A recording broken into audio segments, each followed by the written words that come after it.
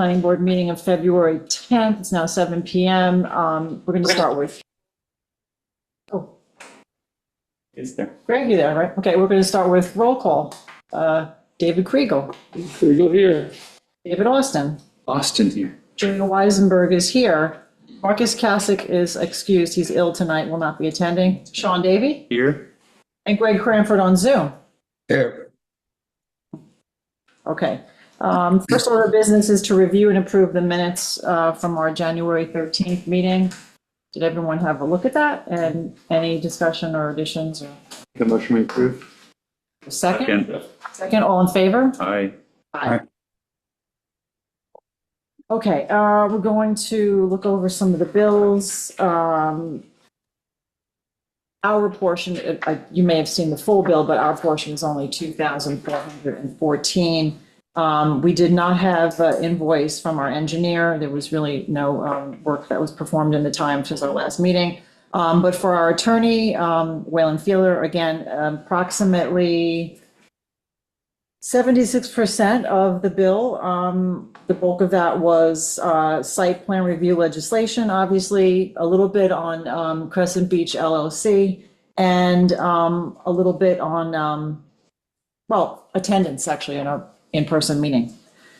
So I need someone to make a motion to approve Wayland Feeler for $2,414. Motion to approve. Second. Second, all in favor? I should go with Wayland Filer. What did I say? Feeler. David Filer. I'll write out the phonetics on it myself. He's gonna charge us for that time. All right. It's pronounced my name. I should probably. Well, I'm taking the European dealers. All right. We do have to do the extension request for the Bloom minor subdivision. And I just want to say that we did, in the request for that extension, we got a letter from Mr. and Mrs. Bloom, right? You all saw that. So just to summarize, the health department, basically first they had to get in touch with Suffolk County Water Authority, and they received a water availability letter. You remember that from last month. Then the health department responded and they wanted an updated survey. Hence, Barbara Bloom had to send an updated survey to the health department. They got it. Now they're also waiting for Suffolk County Water Authority, who sent an application to the DEC in December to extend the main, which again has to do with the water hookup. So once the survey has been sent now and they get the hookup, approval, once that main is extended, everything on their part is done. So they anticipate early spring of 2026. So hence why we are asking to do the resolution tonight. So whereas the planning board finds that under the circumstances, the applicant's failure or inability to file a final application for minor subdivision approval within the allotted time is excusable, and that an additional 6 months may be necessary for the applicants to file such. Now therefore be resolved, the planning board hereby grants the applicants an additional 6 months or until August 11, 2026, in which to file an application for minor subdivision approval. And be it further resolved that other than as expressly set forth herein, this resolution shall not alter the conditional sketch plan approval granted to this application on January 11th, 2022. So can I get a motion to approve the Bloom resolution for extension? It would be number 1 of 2026. Our first one. Motion to approve. Okay, motion from David Kriegel. May I have a second? Second. Second from Sean Davey. All in favor? Aye. Aye. Aye. Okay, that resolution's passed.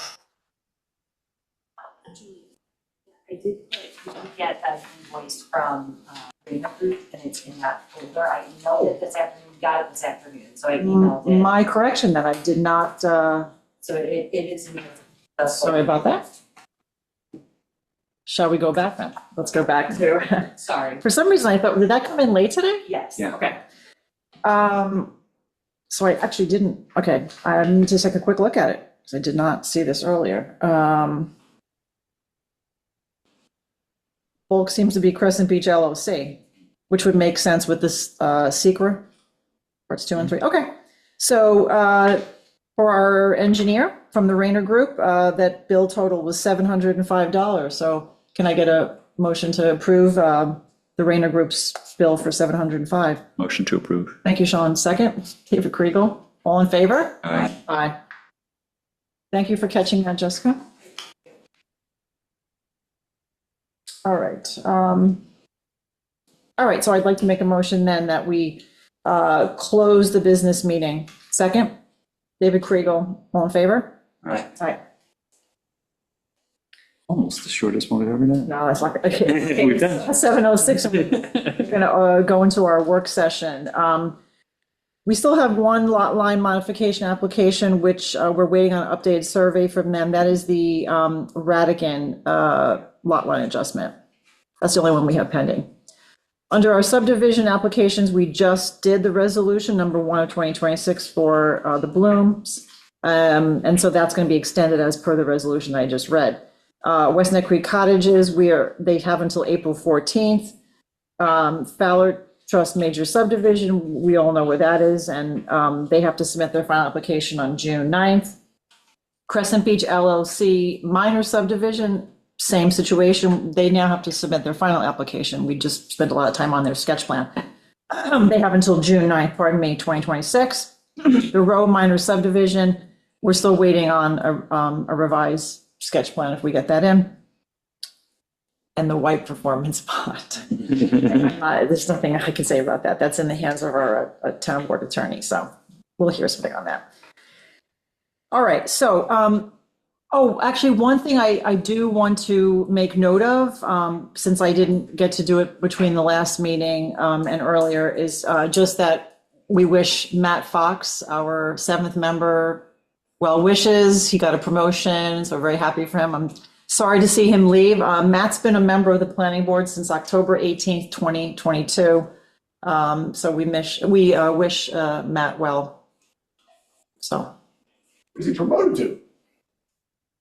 He works for M&T Bank, I believe, and he's now a branch manager. You went to Dime before. You went to mine. I thought it was M&T, He right? was on the island, and I Yeah, think he now was- he's off. yeah. Now he's off the island, Yeah, and But, You got a promoted. bigger role Got promoted, for him. Yep. okay, so the other thing is that because we have a few members that have to recuse themselves on the Sylvester Manor Educational Farm application, we're going to push that one back, and subsequently due to Matt Fox's resignation, the fact that Marcus Kasich is absent tonight and Greg has to recuse himself, we're actually not going to be able to discuss the Sylvester Manor Educational Farm application. We're going to have to put that off until the March meeting. Therefore, I'd like to propose that we start maybe with the History Museum. This way they can leave earlier. And then we'll do wetlands review, okay? So let me get History Museum. Give you a second to get all your papers in order.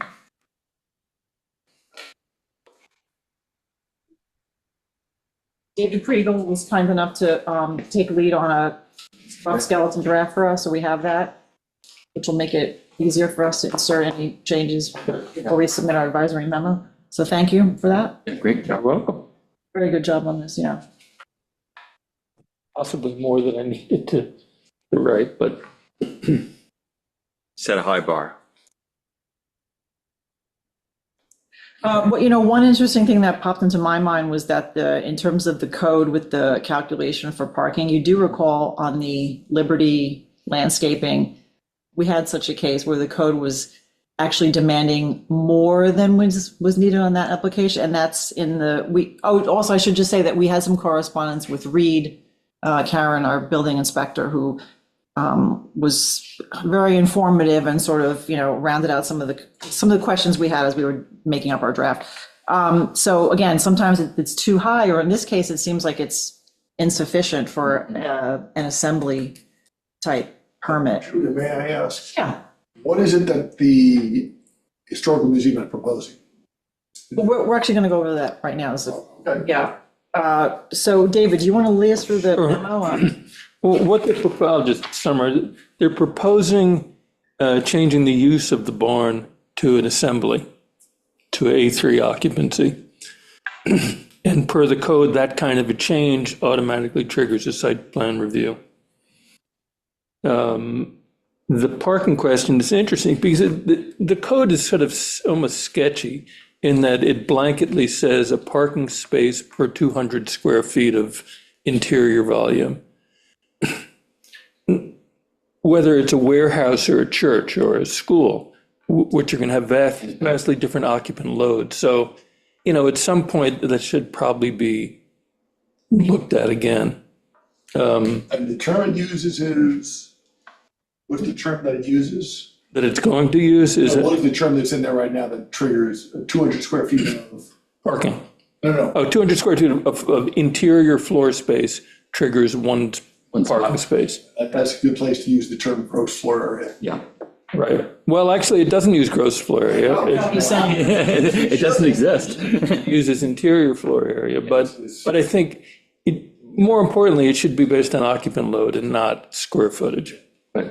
That's not, but it's not. Yeah, I mean, a 10,000 square foot warehouse with one employee, doesn't need 50 parking spaces, so whatever.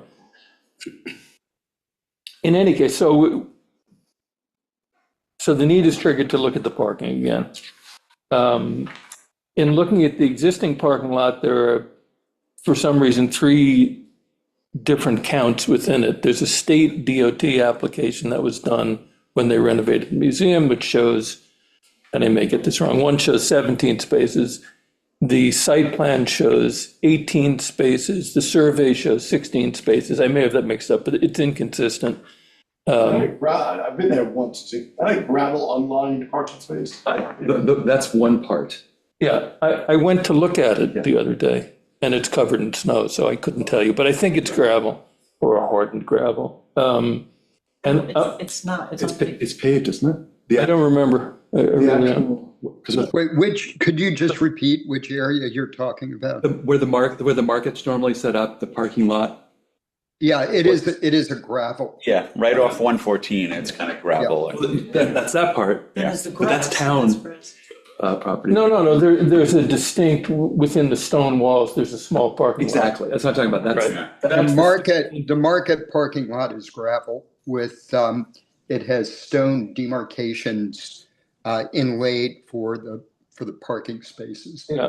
I mean, and it's worth pointing out that for special events, overflow parking has been on the town-owned adjacent lot. And that seems to happily be working, except that may not always be what it is. And, there's been talk about uses for it.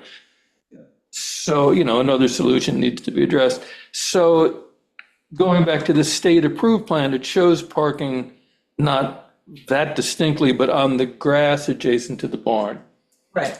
It shows there's 17 to 16 spaces along the street, which I guess it's really a private road. A shady lane. It then says that there's a hedge, which I don't believe is there now. And then the balance of the parking is on the grass. The site plan that was submitted shows all the parking on the grass. I don't remember, 33 spaces, I think. Thank you. So to go back to the analysis of how many spaces you need, per the code, and Reed pointed this out, it's not based on occupancy, whether it's storage or assembly space. Interior space. You need to count all of the space, including the second floor of the barn, which I don't think was done in the original calculations. It's not a huge difference. It adds about 2,000 feet. In theory, that's 10 more. It's more spots. Right, which would be more spots, but there's already provided the 33 plus the other part is already slightly over what's required. The museum isn't arguing that they already have the building and therefore it's already pre-counted into their parking requirements? When you look at the totals on both the site plan and the state approved, it specifically is the first floor of the barn. For some reason, the second floor wasn't, and I don't remember what the second floor looked like originally, but now it looks like there's access up there and it should probably be counted. Right, because he had said he wasn't sure if it was, he couldn't recall if it was specifically for storage or whether they were going to allow people to kind of walk through and observe. It's predominantly storage.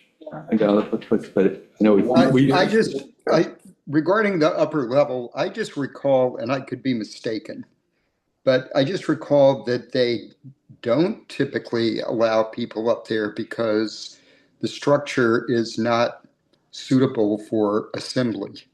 Yeah, there's a significant amount of work proposed, to structurally reinforce both the first and the second floor to Oh, increase it's floor for the loading. second floor as In well. which case it Okay. would, yeah. There's also railings that are, there's I guess, an existing hole in the floor, 10 by, or 12 by 15 or something. And railings are going to be put around that. I don't remember if there's a guardrail now. There is, but I it know it might just not who we meet can the ask. code. Hi, I'm Jeffrey Feingold. Yes, hello, I'm Jeffrey. the architect for the History Museum.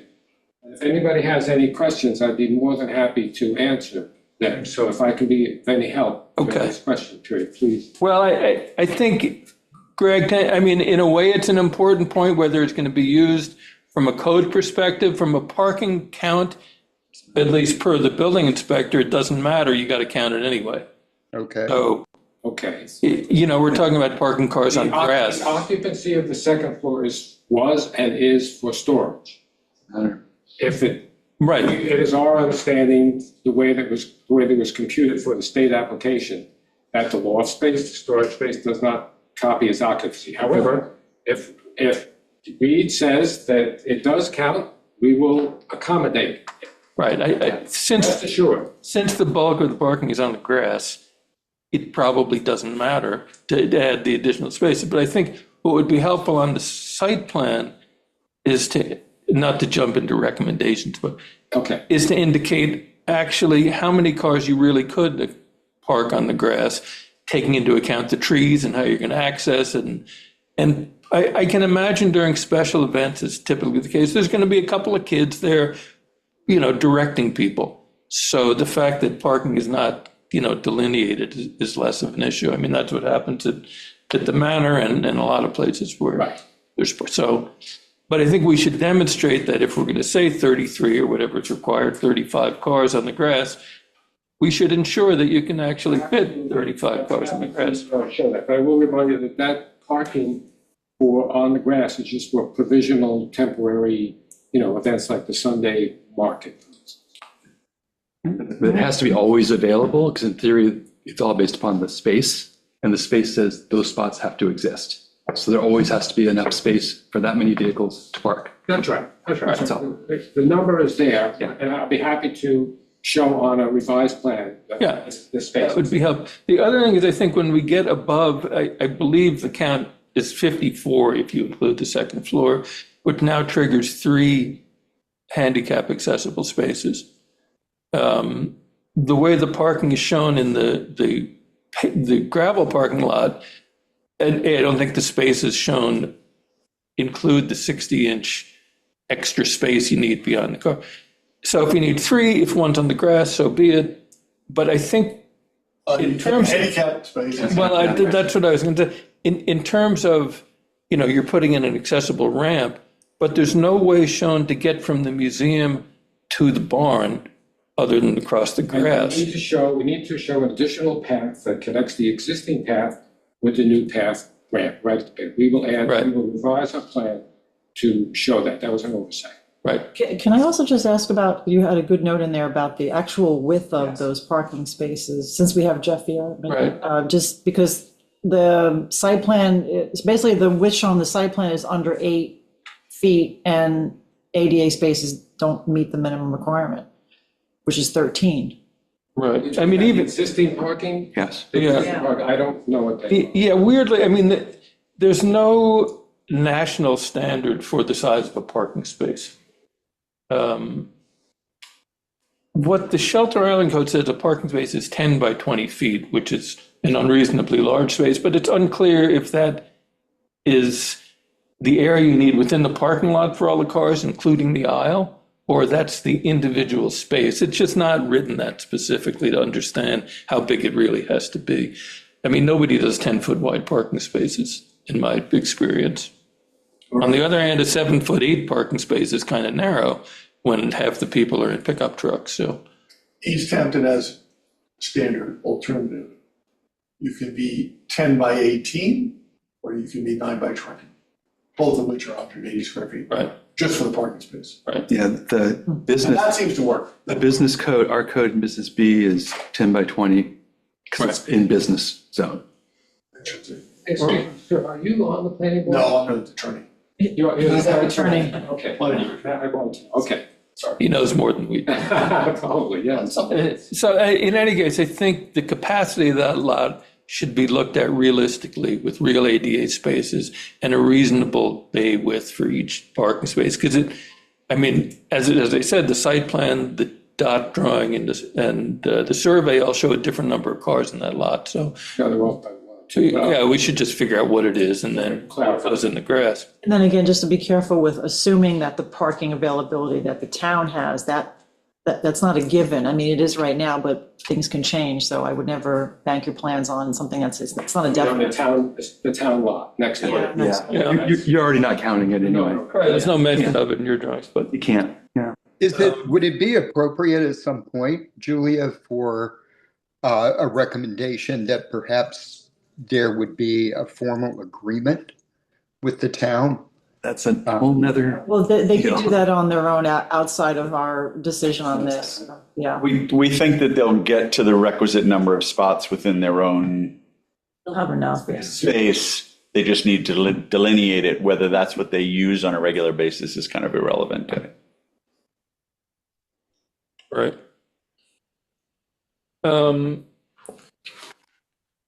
The other, I mean, that's really, I think, the brunt of the recommendations. There were two things I noticed which have nothing to do with site plan review or wetlands issues, and they're extremely minor.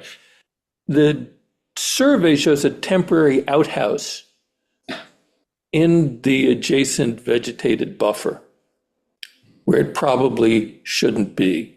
I don't know if that's existing or if that's proposed. That is Existing. existing. Yeah. And, No, it's actually an exhibit piece. It's Historical. Okay. But that's historic, it's not one of those, it's not one of those plastic things. It's part of the charm of the site. It's literally an outhouse. Okay, well, I'll leave it there and have at it. facilities are allowed. The other thing is, I mean, Just for looking, she says on it, right? is that a one-holer? David, screening for parking, you were, Well, that's a criteria, but again, I couldn't remember if that hedge existed anymore. I don't think there's a. I've never seen it hedged. Yeah, the DOT drawing shows a hedge between Shady Lane. It was never built. It was never planted. Okay, so, We went, it said 33 parking spaces there. And that's what we yeah. lay out, gonna lay out. I mean, one of the site plan criteria is when parking is proposed, we could ask for screening. In the case of this, since it's used so infrequently, and actually the view of the museum is probably an asset, and also the access to the parking is going to get a little difficult otherwise. I mean, personally, I don't see the need for it. If it was like I agree. industrial site, I'd say yes, but. I would like to ask a question, if I may. It seems to me that having seen how that parking is utilized, it's not so organized. Is there a way to recommend that they have some mechanism for, even on a temporary basis, to give a notation of where the limitations of the parking are, or how the sort of ad hoc spaces would be delineated? Which is, you're referring to the town property. No, I'm No. actually referring No. to the grass, Grass. because I mean, it works on a casual basis, but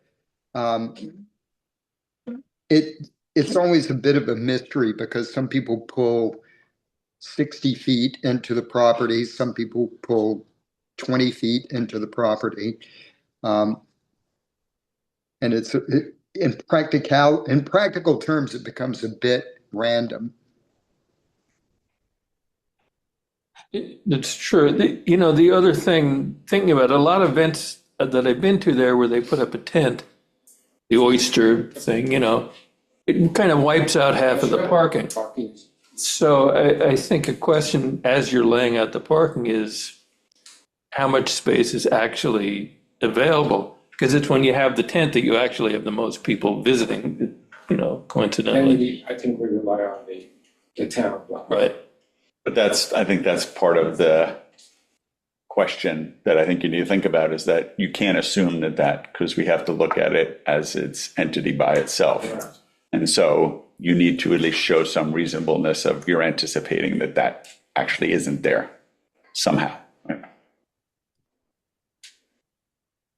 Yeah, it may be tight. I don't know. I think you'd have to look at the plan for the tent that's usually used and see what you can really fit.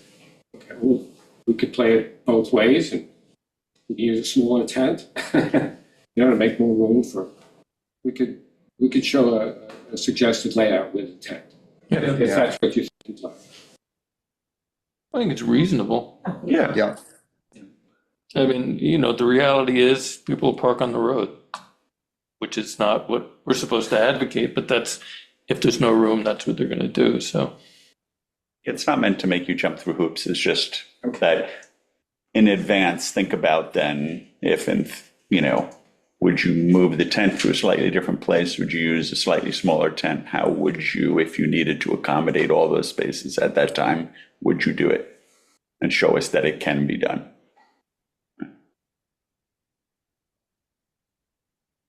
Okay. I hope I didn't harass you with too many questions, though, during our emails. One thing you mentioned, and that was interesting, was the sprinkler system having to be a dry sprinkler system. Well, It's we had, a wet system and it has what I call antifreeze and it is placarded. And the system we're on a maintenance contract with the company and they'll pick it up every year. They'll flush it out and replace it. there was a period when you couldn't do those because they discovered the glycol was somewhat flammable, but I think the market has responded to that. Thank you. Thank you. Thank you so much. Covered it. And I think we covered all the aspects that we were. Yeah, and there is the fact that we are, by building the new ramps on the side, we are actually extending the barn, but just with ramps, right, on the side. Those are permeable ramps, I assume? The wooden flat, there's a ramp on one side and a platform and steps on the other side. Just to be ADA compliant, right? Yeah. Just to close what I think that other conversation on screening, I personally, the way the property is oriented, don't think you need screening for that, parking. If that town parking lot was their parking, then I personally would be like, can we do something to put some screening? But that's really not part of the. Yeah. I agree with you on that. Right. I mean, in fact, it's a private road and I don't know if you can have really jurisdiction over that view. Okay. So are we good on that, or for end of discussion on History Museum? Okay, so we'll just check this over, make sure anything changes to it, and I'll pass around one more time, and then we'll send it off. Okay. Thank you. So so I understand the procedure. If there's a revised site plan that shows the parking, that simply would go to the town board for their review? Yeah. Okay.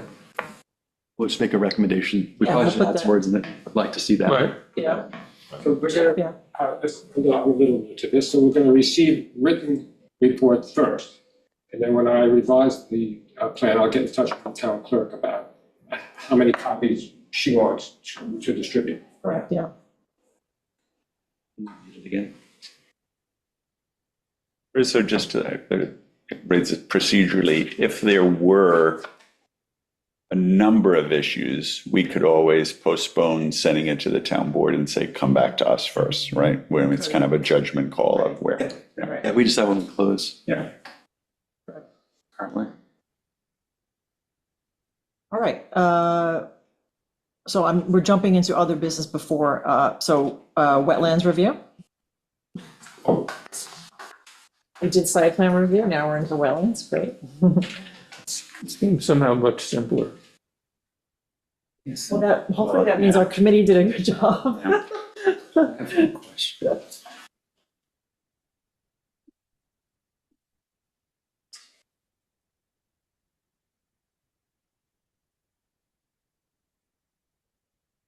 You said you had a few questions, David? Yeah, I guess it's kind of, overall, one thing I noticed that was interesting about it is similarly what was being done with site plan, we're talking about doing an administrative or a simpler pass-through. What I thought was really interesting about this was where that decision process landed, and the fact that it's entirely on the building inspector to make that call. Yes, That Reed seems- was part of the. That seems very different than anything that's been done before. And I wanted to kind of understand, since obviously I wasn't in the room, how that decision was made, because it kind of pushes it. In theory, no matter what, it's always been pushed down administratively. Either it came to us, but usually it's been the town board who are people who are voted in to decide whether or not to accept something or not. And this kind of seems to give a lot of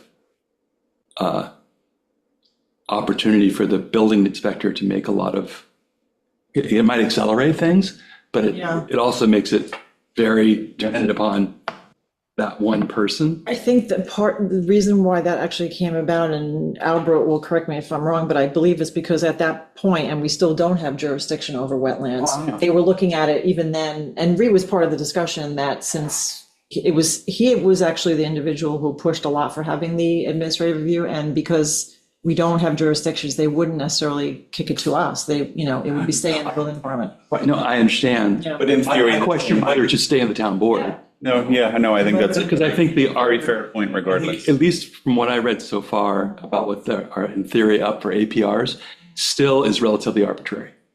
There's enough arbitrariness in there that I worry about. To me, it goes to the classic, if it's and this is independent of the individuals involved, but if you have a thing where one administrative body can make calls on things, then you'll get potentially some scratching, you scratch my back, I'll scratch your back, and it's outside of the basically it won't become public, it will not go through a public hearing. So I'm concerned about that. Yeah. Agreed. And that was the only thing, but I looked at everything I thought was looking really great, but I think I worry about that delegation personally. But can't we define specific and very narrow situations where an administrative review is permitted? I think potentially, but I believe currently what I saw in there seemed broader written than I would personally be comfortable with on first blush. And so I just worried a little bit about that as well. And I wanted to understand how it kind of came about, because I obviously wasn't there. But that was it. And then I think that the legislation's looking really I do good. remember others in the group asking, would that be too much on his plate already, given all his other duties? And I'm not worried about plate. I'm worried about, You have a better consistency of judgment with more people involved in the process, in theory, right? torn both ways, in all honesty. Because there's also things still in here about like a wetlands, what do they call it? I just discovered it today. Wetland, because it was mentioned in one of your notes about, shouldn't this be something the wetlands monitor? What's the person in theory? It's like a wetlands officer. Yeah, there's only one mention of a wetlands officer, and it's kind of buried in somewhere. It's not defined, it doesn't exist. It's like, The definition was deleted. right, but it's still in the code. And so it's like, so that there might be is no just an wetlands, artifact, I think. right? And so it's like, so who's actually going to, so that's actually another concern. Especially when you're pushing, I would be probably more comfortable if there was going to be more review, pushing things down like into the building department. But if there's nobody there to do, it's just like with code enforcement. We don't do code enforcement. We barely do. We do have some, right? We do have actually a code enforcement, which is great. And maybe that person should be doing wetlands too. I don't know, but that's what I'm a little concerned. Yeah. So it's a good catch. Yeah. So those are actually the only two things. I thought other than that, things were looking really good. Obviously, the changes from the 75, and if I'm talking too much, I'm sorry, the 75 foot to 100 foot is kind of like, it's just pushing it out. But it is actually interesting that there's still actually some things allowed in that 100 foot, somewhat even more so than today. Because right now it talks about the fact that you can have a walkway, Yeah. unlimited walkway. 5 foot wide, Yeah, zip, zip, zip, zip, zip, zip, zip, zip, zip. I'm all It's over that. like, that's, I'm all This over that, defeats the yeah. right? purpose. So it's like, this goes back to the definition of being really concise and explicit about some of the stuff. Because there's, and we know this, there are ways of working around some of these things. Absolutely. That are actually could be detrimental to the wetlands, which I think is what we're trying to make sure it doesn't happen. Can I just, Rick, Yeah. I'm just wondering, did you have a chance to look at this? Yes. Oh, you did, okay, I want to make sure, so we haven't seen you in a month, so I want to make sure you saw it, Maybe I'll give okay. you something like that. No, so if we asked you a question, Those are the only two, so those are the things I was worried about. and there's no definition of that wetlands off, Yeah, that got removed.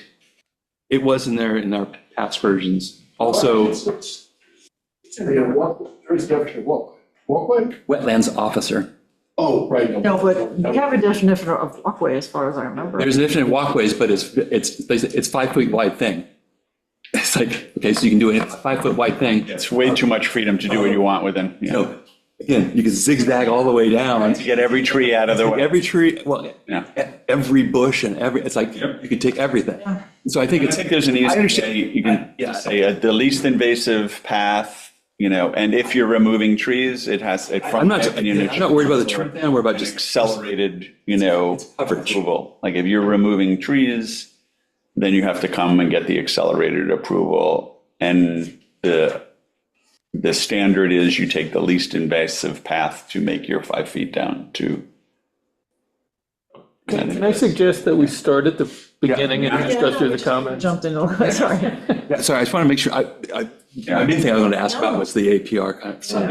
All right, so the first comment that anyone made on it was under Article 2, so 129-2 definitions. And David K., that was you, you said, this is actually a good point, that the adjacent vegetative buffer, also known as AVB, was removed from this version, and it may be useful to retain a definition for reviewing applications with prior approvals. You just go back and look at the old code, in theory, if it was approved under an old code. Well, there's a term that we used to use that we took out of this draft to be more consistent. We've got ARA and AVB and buffer. So there were a lot of different terms floating around depending on who was doing the application. Like the building department used something different than the town board used. So we just took that out. But David's saying, should this older term that was on some of the previous applications and the code, adjacent vegetative buffer, should we have that in the definitions just in case there's a. No. No? Yeah. First of all, I thought that was one of the great improvements of this was to take out those stupid buffers, which didn't make any sense anyway. Okay. So but the reason why you don't do it is because I did see some of the comments. If somebody came in for a modification or extension or whatever, they're under the new code anyway. The code's been changed, so you don't need to worry about the old terminology. Granted, they may have used it at the time, but the code's now changed. So whatever they're modifying, you would modify it under the newly amended legislation. Yep. The only thing I would say on that is to be careful about saying, just getting rid of this, because what it does actually is it changes it from a really 75-foot vegetative buffer to 100-foot. So you used to be able to do a lot of things in that 25-foot that are no longer allowed. That's right. So you could say, well, maybe it should have just been 75.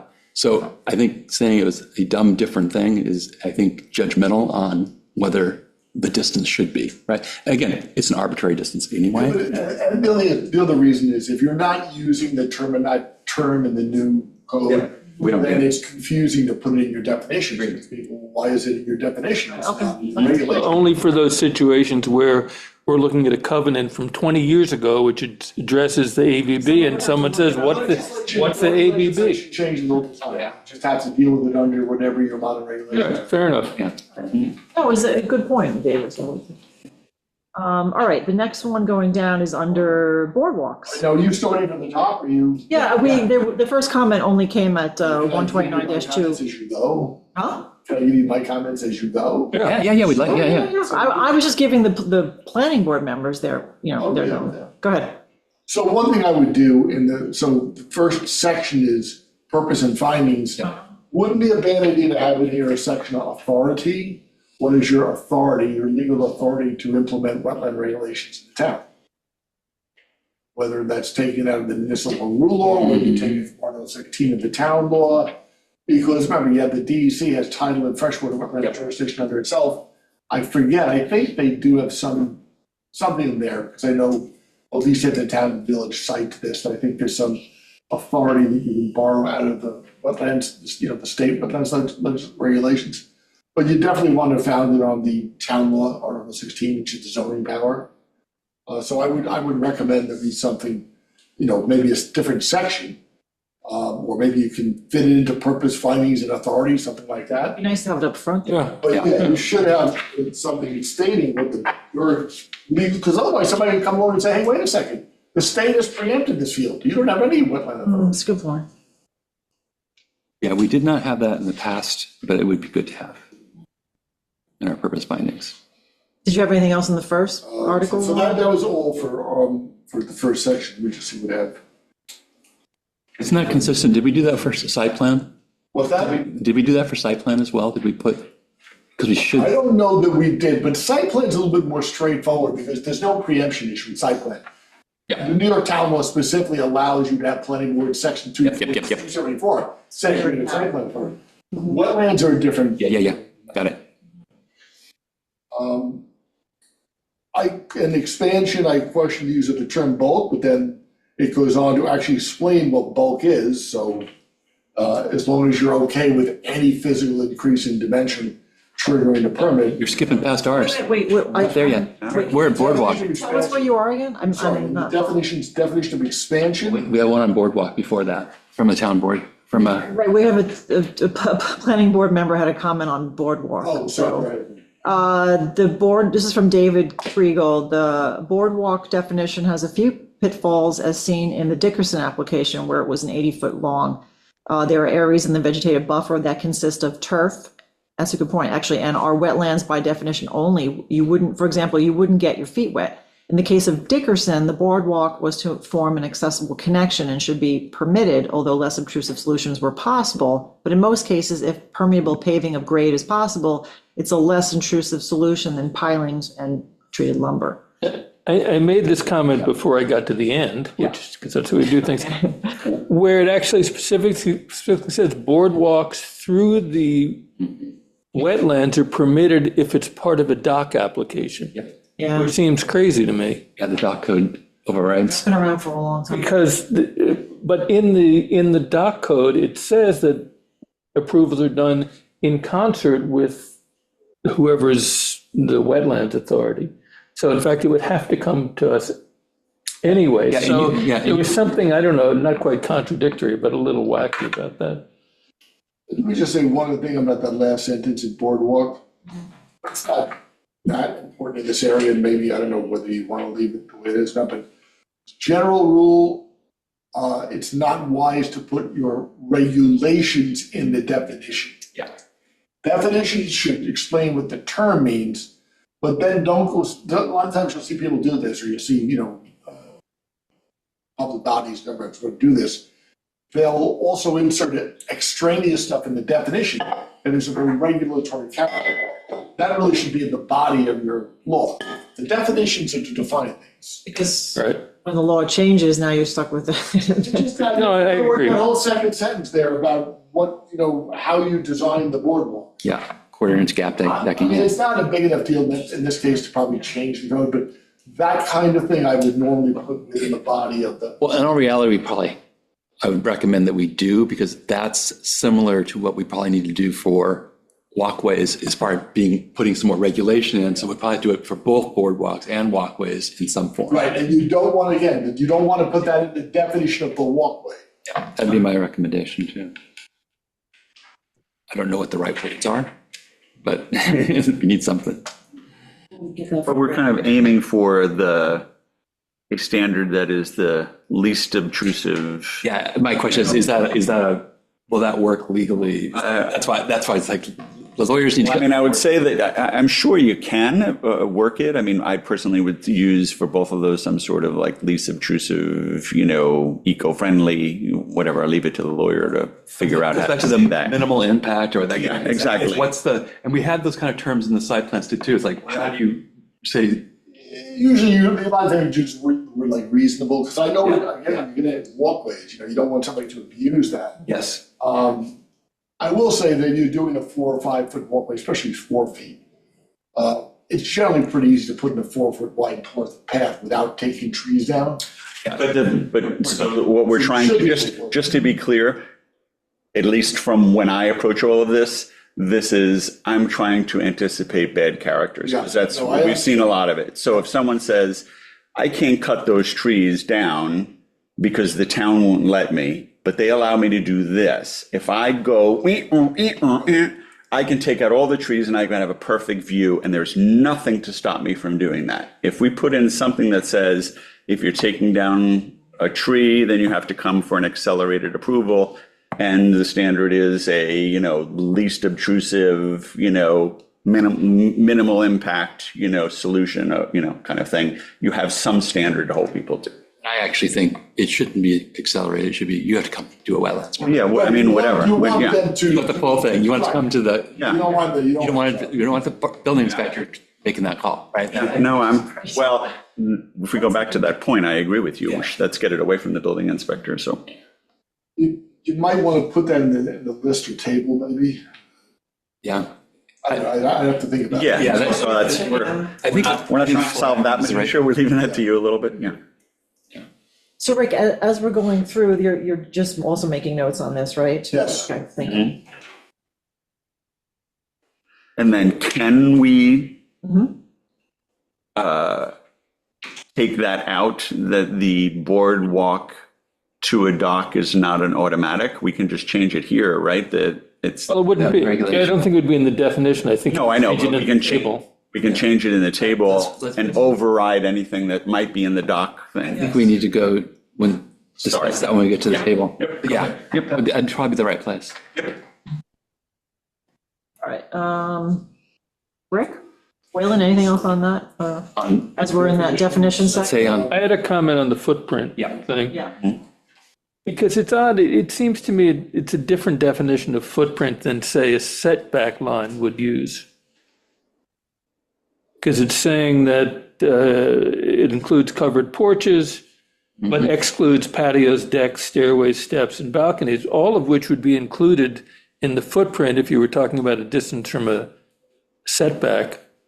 So I'm not sure, in other words, if you build your patio or stairway over a side yard setback line, that would be considered an encroachment. Yeah. But we're saying it's not an encroachment in the definition of footprint. Can't remember why we. it's because I think they only use footprint for expansion. Yeah, I mean, what comes to mind to me is that if you're saying, for example, you're allowed to stay within your existing footprint and go up or something, right, you might be inadvertently allowing more freedom than you really want, which I think you have to look at the interplay, but. Yeah. Because right now, I think what it does, it uses footprint for expansion, and then it also uses it in the table. And it talks about what basically if you go outside the footprint. So basically, if there's a stairway, that doesn't count as the footprint. Which is, I'm not sure why it wouldn't. Let me go back to one of my things I brought before. Yeah. That terminology, gross floor area, you can define gross floor area for a building, like a thing with, roofs.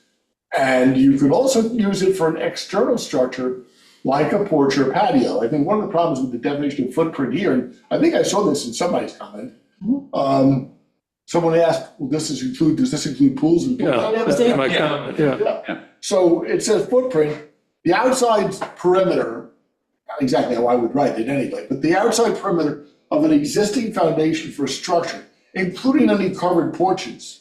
But then it goes on and say if it's not covered, like a patio or a deck or a pool, then it's not part of the footprint of a structure? yeah, pool's Well, actually, it doesn't mention pool, which is what the first thing I was thinking of, which, Yeah, so what happens with the pool? Yeah, there's a pool, there's a pool of footprint?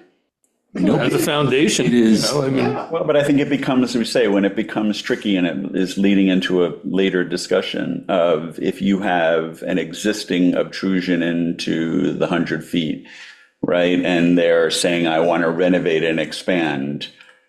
Are you saying you can stay within your existing building footprint?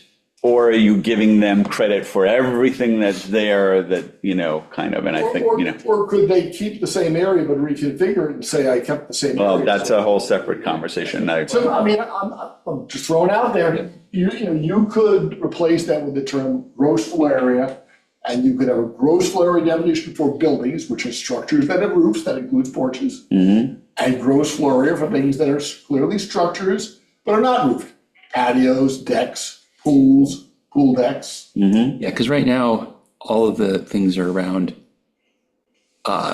specifically, Building footprint. well, it's around this footprint, and that's how all the tables driven, which means you can do whatever you want with your pool in some ways, because there's not even. Well, maybe we they should- throw another term into the table, which is living area, which is not a defined term. But again, it doesn't help with the pool. Yeah, every term you use should be, really, every term you use ought to be defined. Where's living area though? Oh, it's in the table. Should we use gross floor area? It's in 129.3, I think under expansion. I think it's independent of whether you. New construction, footprint of this. expansion of Well, existing we're not living defining areas. areas outside of Again, those. We need to define that area in some way, well, for a pool or for, because It just seems clean to do it that way. This way you can have gross floor area, as you said, for structures like dwellings with, and then. it's the same as having footprint for structures and footprint for other things. It's just a word. It would be good, I think, to delineate both of those separately, and then we can choose when we want to reference one versus the other. Right? And I'm sure, It's a very pliable term. You can use it, as David Kriegel's pointed out, under expansion in the list or table, it uses footprint of existing square foot living area. that's old code terminology. Those two, right. Yeah, so I think this construct, these definitions are probably key to getting this stuff straightened out a little bit. Because you might even be able to use that in some ways for maybe the walkways. I don't know, but it's like, there's like, because how much covered, anyway, so, but definitely for what's allowed and what's not allowed, we need to be able to include both building structure, square footprint, square foot area, and. So it sounds like, I think that we're trying to delineate between building structure footprint and other that are probably non-permeable surfaces like pool and hard patios and whatever. And if we can create a definition for both, and then we can see if we want to use the second one, or we're mostly relying on the first definition, but we're drawing a distinction between the two.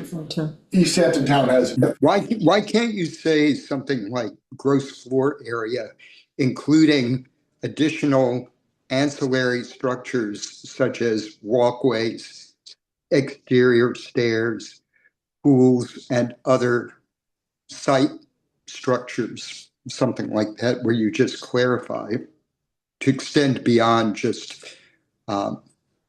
footprint. I think what we're anticipating, and we're just not there at the conversation yet, is that if somebody is, for example, wanting to renovate an existing structure, and you're trying to think about how much room you're going to allow, what you are going to allow, do you want to be talking about the living spaces as where your maybe trigger of or structural spaces of where there's some permitted expansion, whereas the other pool and other things are extraneous and you don't necessarily want to be granting. Let me give you an example. If you define, let's use, say, you turn GFA, and you just put it all inclusive. Somebody could take an existing large patio, they could say, I'm going to expand my house into that patio. Exactly. 2 stories, That's exactly what we're. by GFA. Yeah, That's exactly that is exactly what I do not want, and exactly what a separate discussion that I think we need to have of. I just want to let Meg Larson's, one of our liaisons, has her hand up. Meg, go ahead. So the intention behind the definition of a footprint was exactly to avoid what Rick was just talking about, right? So when someone's talking about expanding their house or the structure, we don't want them to be able to include anything beyond the existing foundation of that house if it's in the wetlands area, right? So we were trying to make it so that they could not include the area for patios, decks, stairways, steps, balconies. A swimming pool, in our minds, doesn't even come into this, because if you have a swimming pool in the wetlands, there's no way we're letting you modify it any way other than smaller or gone, right? So the whole point of the definition of a footprint was to define that you're not allowed to build outside of the existing foundation of that structure into the wetlands. That was the whole intention. Not like, that's kind of why we stayed away from gross floor area, because let's say you have an existing 2-story home that's 3,000 square feet, but now instead you want to build a 1-story home that's 3,000 square feet. You're going to take up more area in that lot. And is that better or worse? I don't know, but you can't have 3 stories. So at least if you're sticking with the 2 stories in the footprint you have, you're not doing more ground disturbance in the wetlands area.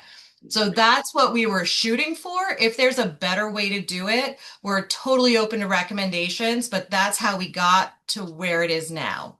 I think what you have is 100% what is needed, but I think there's also a piece missing, which is because right now, if they have a swimming pool, there's nothing here that tells them they can't expand their swimming pool because it's not in your list of expansions, right? So it's like, there's things they could do because there's kind of things outside of. So I think what you have is correct as far as expansion for footprint for building structures. It's the fact that we're not worrying about expansion or change of non-building structures. It's sort of that making sure we cover that as well. So I think what exists in here is exactly what we need, but I think there's probably something missing that we need to make sure we don't let through, so to speak. I agree. That's what you're not covering here, but also Meg's point is also very good, which is you don't want somebody to go from a 2-story house, I don't know how often they would do this, but from a 2-story house to a more expensive 1-story house, and say, well, I can increase my GFA.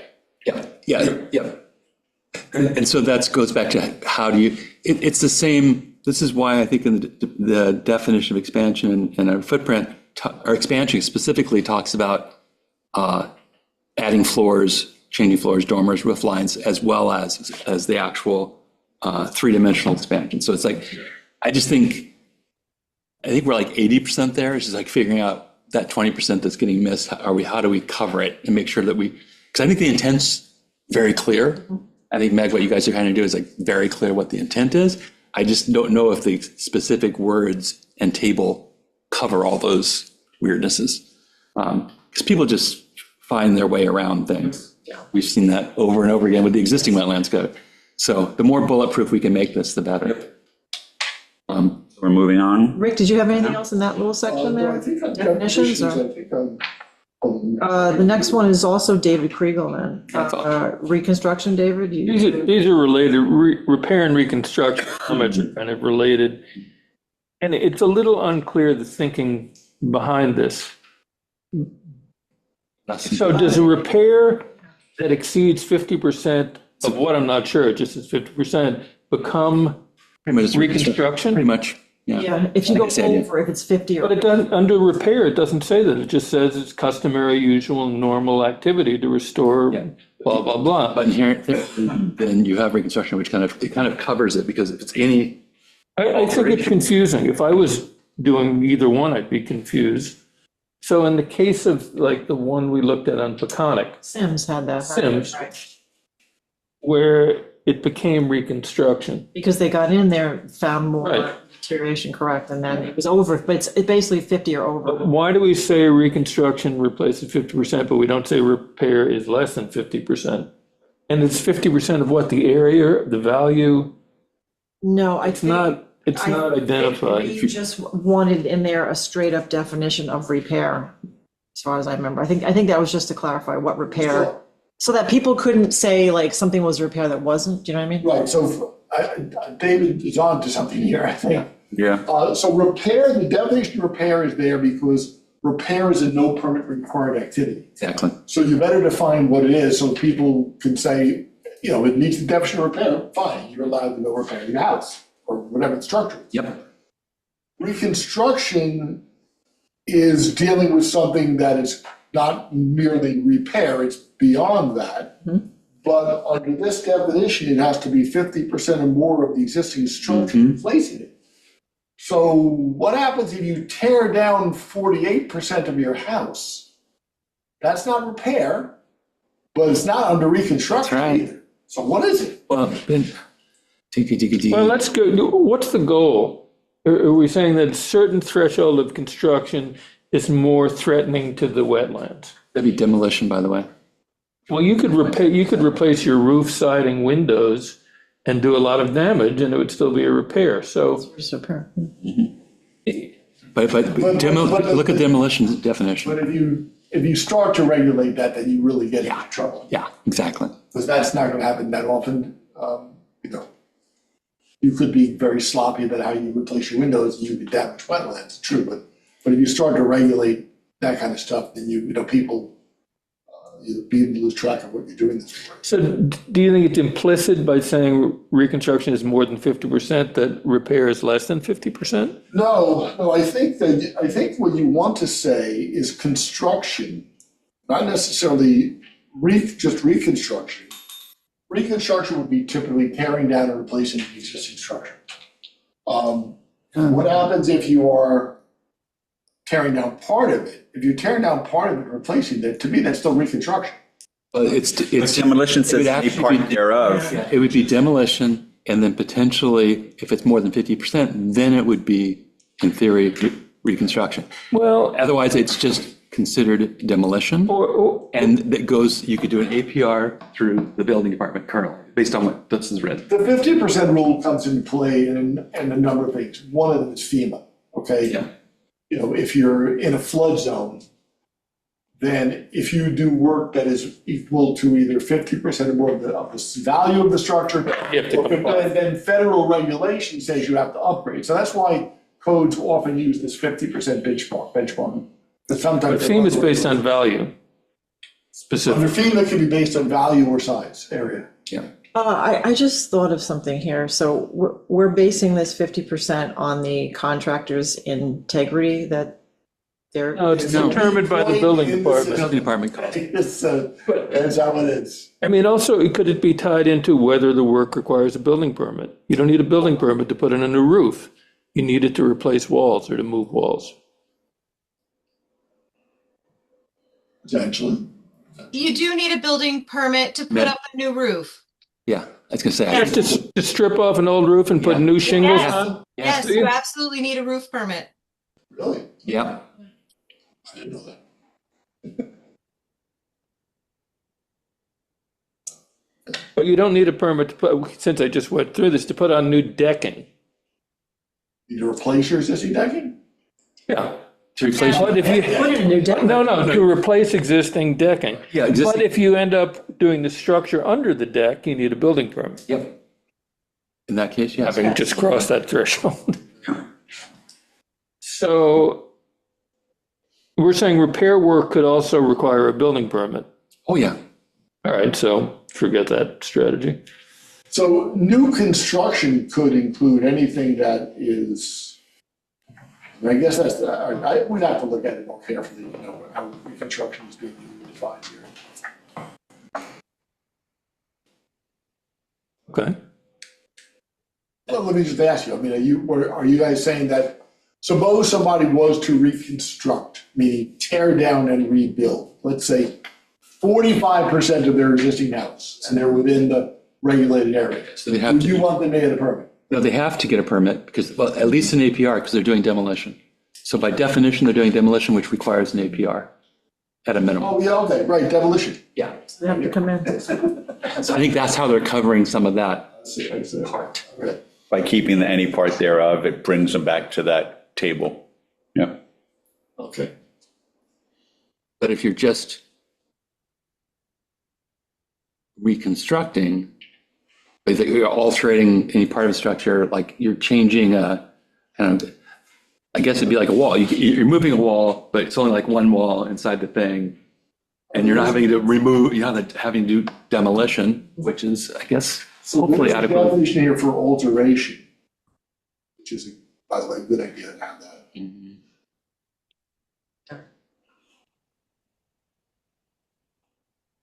Reconfiguring, yeah. I think most of the definitions are all pretty good. I think the big thing is what things are APR versus not, but Well, an alteration, I suppose, is a reconstruction less than 50%. Not really worried about Because that. reconstruction says it's an alteration that's more than 50%. What are you reading from, David? Look at the definition of reconstruction. alteration. Yeah, sub 50 is alteration. On replacement, all right, so.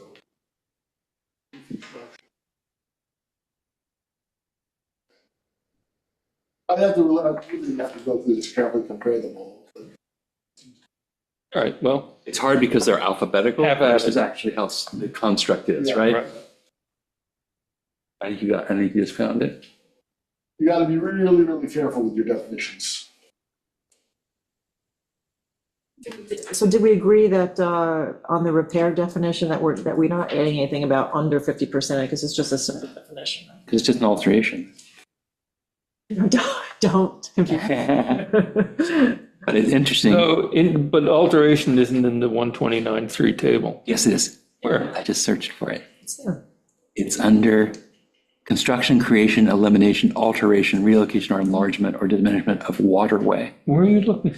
Only under, Beginning of the table. only of a waterway. Oh, I searched for alteration. Oh, That's the only other construction, place yeah. it's used, other than in the but that's only related to waterways. yeah waterways, and the only other place it's used is Right. the All right. definition of repair. Well, it needs, if it exists as a work type, it should be included in the 129.3 table. I think you're right. Are you referring to something specifically right now? No, we're just saying that the word alteration, the only place it's used is either in Definition of reconstruction. the definition of reconstruction or it's mentioned Under in waterways. Alternation of a waterway. In other words, so So it's, you're saying it should be covered somehow in the definition? it probably should be, just like we have repair under, you have existing structure repair, we should probably have existing structure alteration. And the fact that more than likely it's Meg, probably at no permit required, would be my guess. Because it's. Meg, go ahead. Right. Yeah, I agree. Yes, She's her hands up. Yeah, so these definitions, the exact ones that you're talking about, we went round robin on these quite a few times. So part of the reason why we have repair, reconstruction, and alteration, and yes, alteration is part of the reconstruction definition, is because when we have bad actors, let's say, and someone says, oh, I'm only taking down this wall, we go and do an inspection and now there's 3 walls missing. Okay, that's no longer an alteration or a repair. This is now a reconstruction, and it kicks you to a new level of review. Like, it's a way for us to have a better enforcement definition. So it may not necessarily be a big thing in the chart, but when it comes to enforcement, it will be helpful for Reed to have those types of definitions. Sure. But I would think if you have repair and there is no permit required, that you probably should have alteration with no permit required, just to be really clear. Or Yeah. else it's just sitting out there in the wind, right? It's like, That makes sense. Yeah. I mean, first, let me just say, by and large, the definitions in here are very good. yeah, that's what I thought too. They did a pretty good job, Thanks. but you really need to, let me look at them and just. Yeah, you map it, you gotta map it out. See how everything fits Yeah, together. and that's the thing is like, when it's alphabetical, it's really hard to see it versus right. how it plays into the table and, yeah. It's a slight brain twister. The team did really good work. But yeah. Okay. Are we out of the definitions yet? I think we're up to, Definitions, I think you're on definitions. So there were a few comments under wetlands, freshwater Yeah, wetlands. that's the next thing. Yeah, I just assumed that, I didn't really look at those two. well, I By now, we think should have good definitions of it's freshwater. because we have 2 types, and I think we just want to be clear that both do have our jurisdiction to answer your question. Wetlands. Was that David or no? actually you, sir, Sean. Yeah, title and freshwater, this is the same as the old code. No, sorry, David Kriegel. Yeah. Well, Yeah, of course they're equally worth protecting. That's but are they DEC The jurisdiction? DEC regulates both. Both. Right? There's a Title Wetlands Act and a Freshwater Wetlands Act. So why would the town code want to exclude freshwater wetlands? We don't. We're not, that's not. Man-made, I think is. Oh, man-made pond, well, it becomes, it's like, Same with DEC. And that's the question I had, is at some point, if it's man-made, doesn't it become a freshwater wetland of sort? Well, that's Or like can what we it be just said. deep enough or big enough that it becomes something that you It's the same want as the to? DEC, they don't consider man-made pools wetlands. No, that's it, I think. But there is that's a question. comment. I thought that was a good comment. But I mean, if you go deep enough that your man-made is now like, Let me, tapping to where the freshwater mark, Right. right? You've created a, Well, that is doing construction more than likely in the wetlands. And so, because it's some, you know what I mean? It's like, I don't know. so here's how East Hampton. yeah, I mean, you may never get there, but. Always revert back to East Hampton. East hate Hampton East does regulate man-made wetlands to an extent. There's a size limit, I think it's 10,000 square feet. Or, and I think this is what you're referring to, if it's situated in the groundwater table, if it's That's my going point, into yeah. groundwater, Yeah, it has effects that dry land would not have. yep, exactly. So the town does, even if you made it yourself, at a certain point, it becomes a regulated wetland. Now, I don't know whether you want to do that or not, but just so you know, that's at least one jurisdiction. We definitely have had a problem with one. Yeah, I mean, could you just change it to adapt to the extent that it is reaching the freshwater line or something that it becomes, that then it becomes ours? And yes, you have to determine whether that is the case or not, but it gives you an in to. Meg, Meg's got a new you want to hand. comment on that? Meg, I just wanted to clarify that the DEC doesn't regulate it based on depth.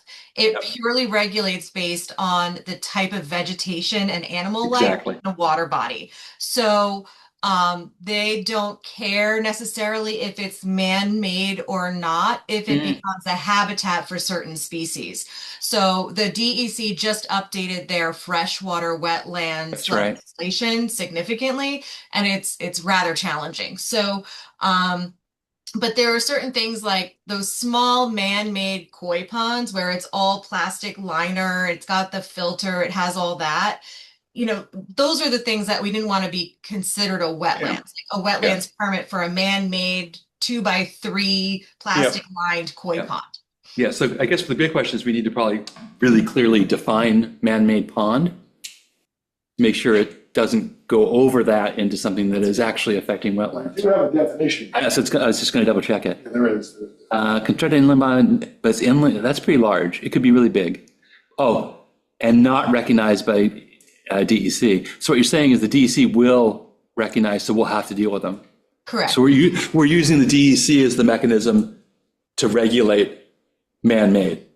Yes, because there are some Is that man-made conservative ponds. enough for our, It's very conservative. what she just said, that it doesn't do it based on depth and it's only if like species have inhabited it or whatever. So Which is very similar to what our wetlands definitions are. Our wetlands definitions isn't based upon depth, it's based upon whether you're doing hitting titles. Again, if you look at our actual wetlands or fresh wetlands, it's not based upon how close to the groundwater it is.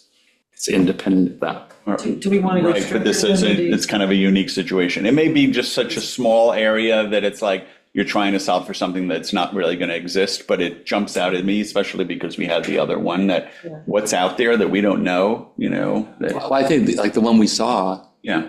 it has a bunch of these shrubs and everything growing around. Yeah, basically it is, Created it. well, yeah, but it basically becomes a DEC wetlands. Because, especially in the new code the DEC has, it probably would get covered. But theirs was a little, that they extended an already existing freshwater and dug it out more, whereas somebody else could just come and build fresh, a new one.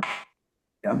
If people think it's a question that is like, it's such a small thing and you're never going to find it, that's fine. It's what came to my mind. Yeah, I think the thing that's interesting is if somebody's just going to go build a man-made pond, right?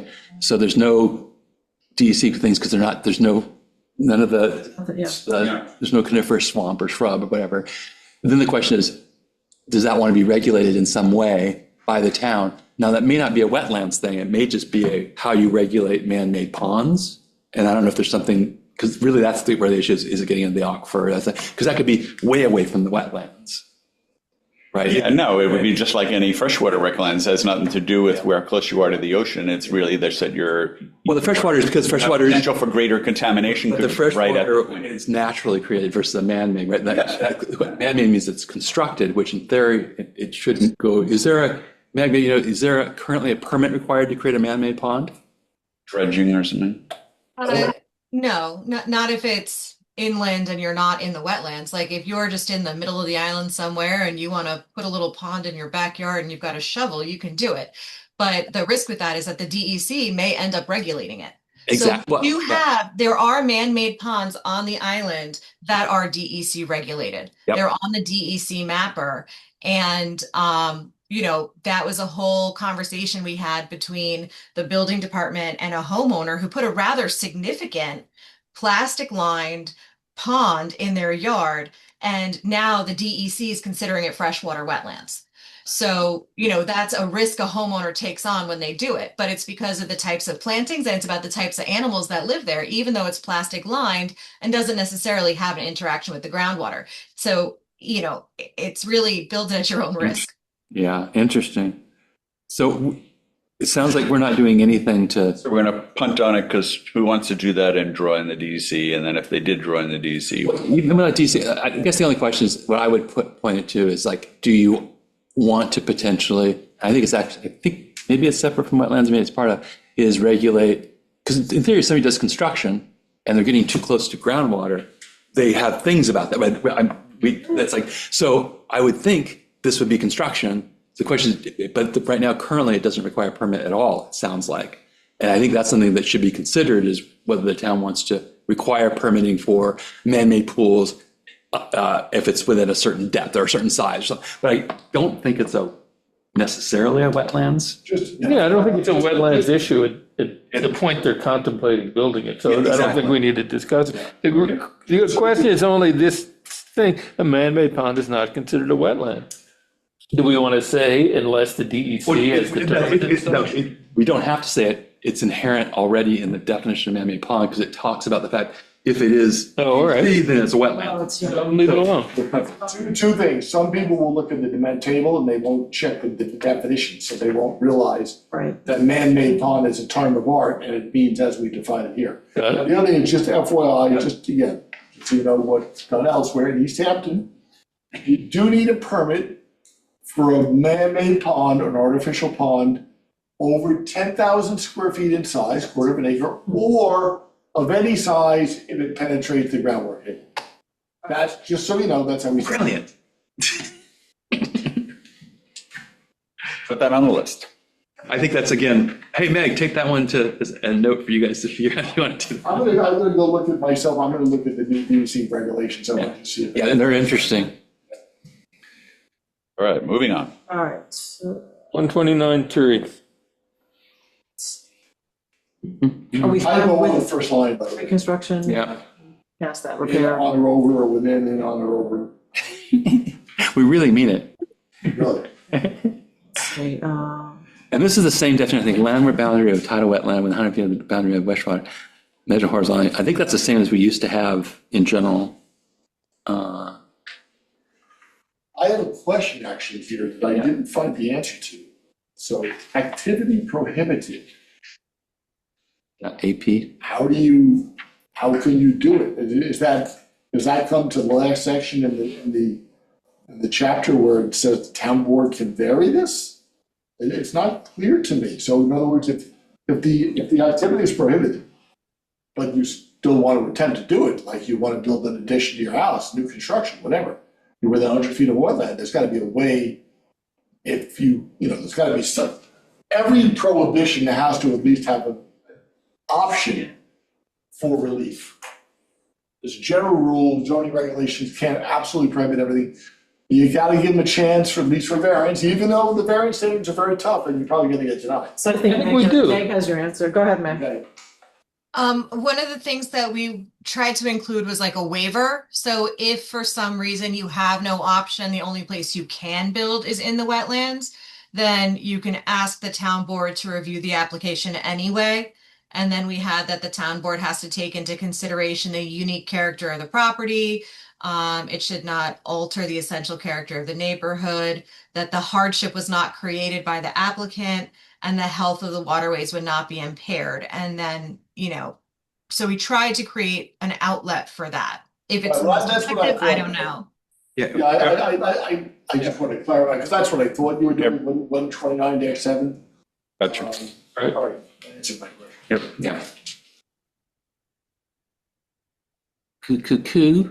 Have you addressed fully So on- your thing about the boardwalks? Yeah, so I think going back to the walkway, we wanted to kind of create a better, give us more room and oversight over that, and. I think we need some actual regulation line about that. And accordingly, it would require a permit if there's trees as part of it. And then it sounded like where we have boardwalk not part of a dock, that we're trying to take that back. I think it's something in, Like the not part of dock. well, it's something in 129-34 is probably what we need to add for the walkway and the things. And I think the only thing we have to figure out and make sure is, are we in conflict with the dock code? So I know the dock code has. I checked the dock code. I think I even excerpted it in here. And it specifically refers to the wetlands code. The boardwalk not part of the dock, the only thing I would say about that is then you're otherwise excluding docks, but then you are going to potentially regulate it with the back. Maybe I didn't. That's what, We need a walkway to get to the dock. and this is why I'm raising the point that we need to make it work together. Okay. Yeah, so the reason why we have it a boardwalk not connected to a dock is a wetlands application, but a boardwalk connected to a dock is part of the dock application. Because what was happening was people were applying for a dock, and in order to access the dock, they needed that boardwalk to go from the land to the dock.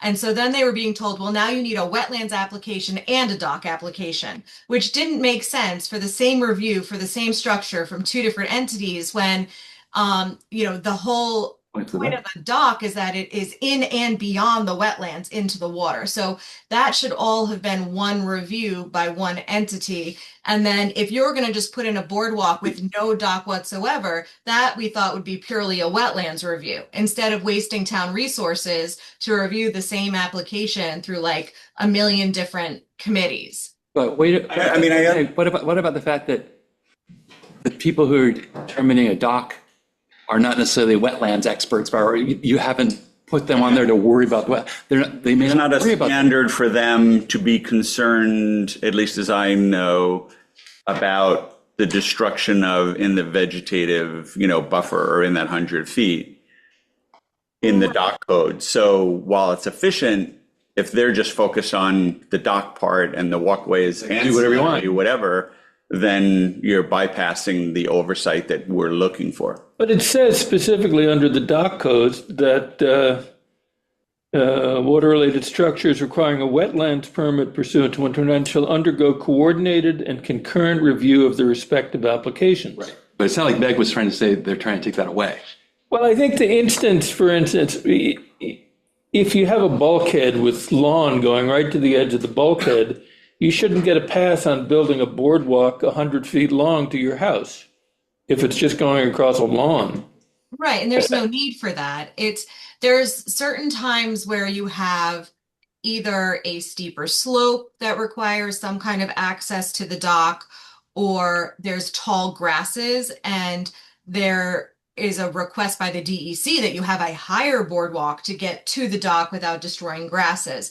So many times it's actually recommended that you have an elevated boardwalk as opposed to a permeable walkway in the ground itself, because it kills the vegetation. If you have an elevated boardwalk, then you can still have things growing underneath it. It still has an ecosystem.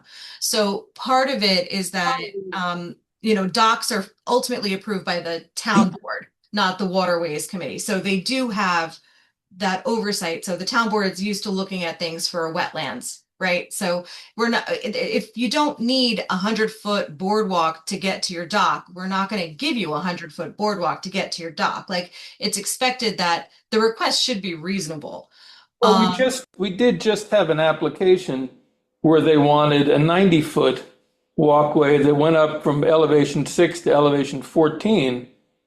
For accessibility purposes, because the person is in a wheelchair. Right. Like, there's extenuating circumstances. So those would be taken into consideration in review of the application.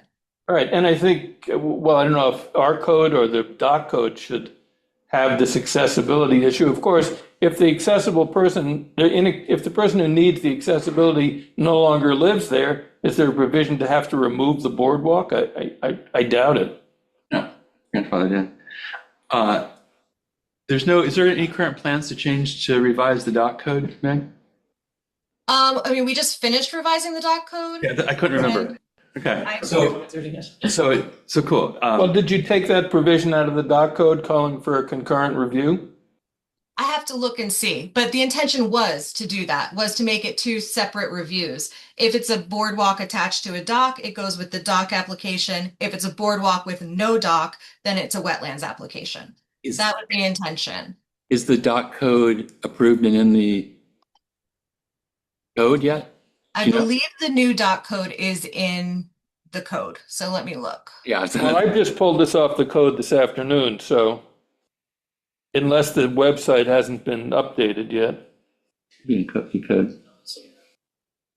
This is as of 2025. So this is the new dock code. All right, well, it still says that a concurrent review is required. Assuming when I go to the town website, it's showing me this is under 5315, that it's correct. 5315. Coordination of wetlands provisions. Yep.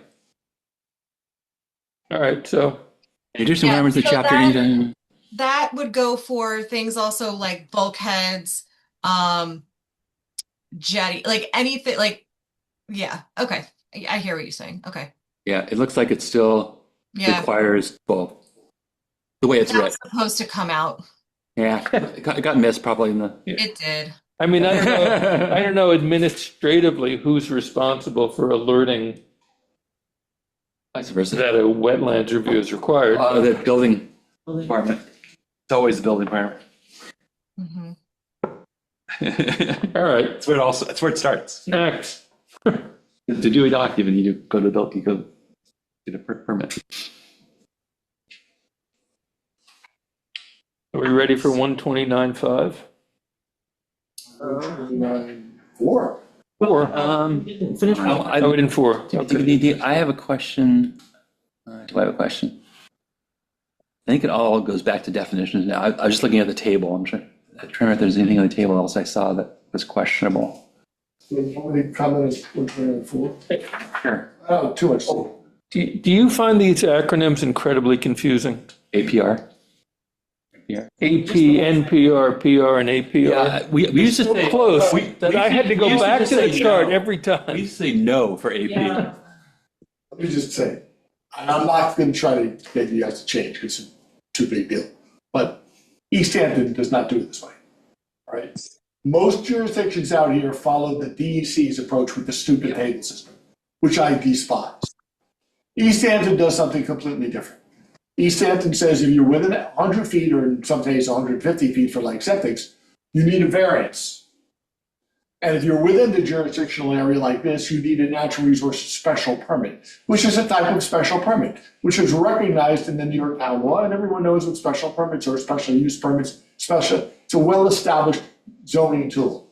The problem with changing once you're in the DEC system is East Hampton set that up in 1984, and they put jurisdiction with the ZBA, the Zoning Board of Appeals. Mm-hmm. What power does the zoning board have? The power to grant variances. So we set it up from the very beginning, from 1984, that if you're within 100 feet of the wetlands for most things, building structures, clearing, whatever, clearing 50 feet, then if you're within those setbacks, you need a variance.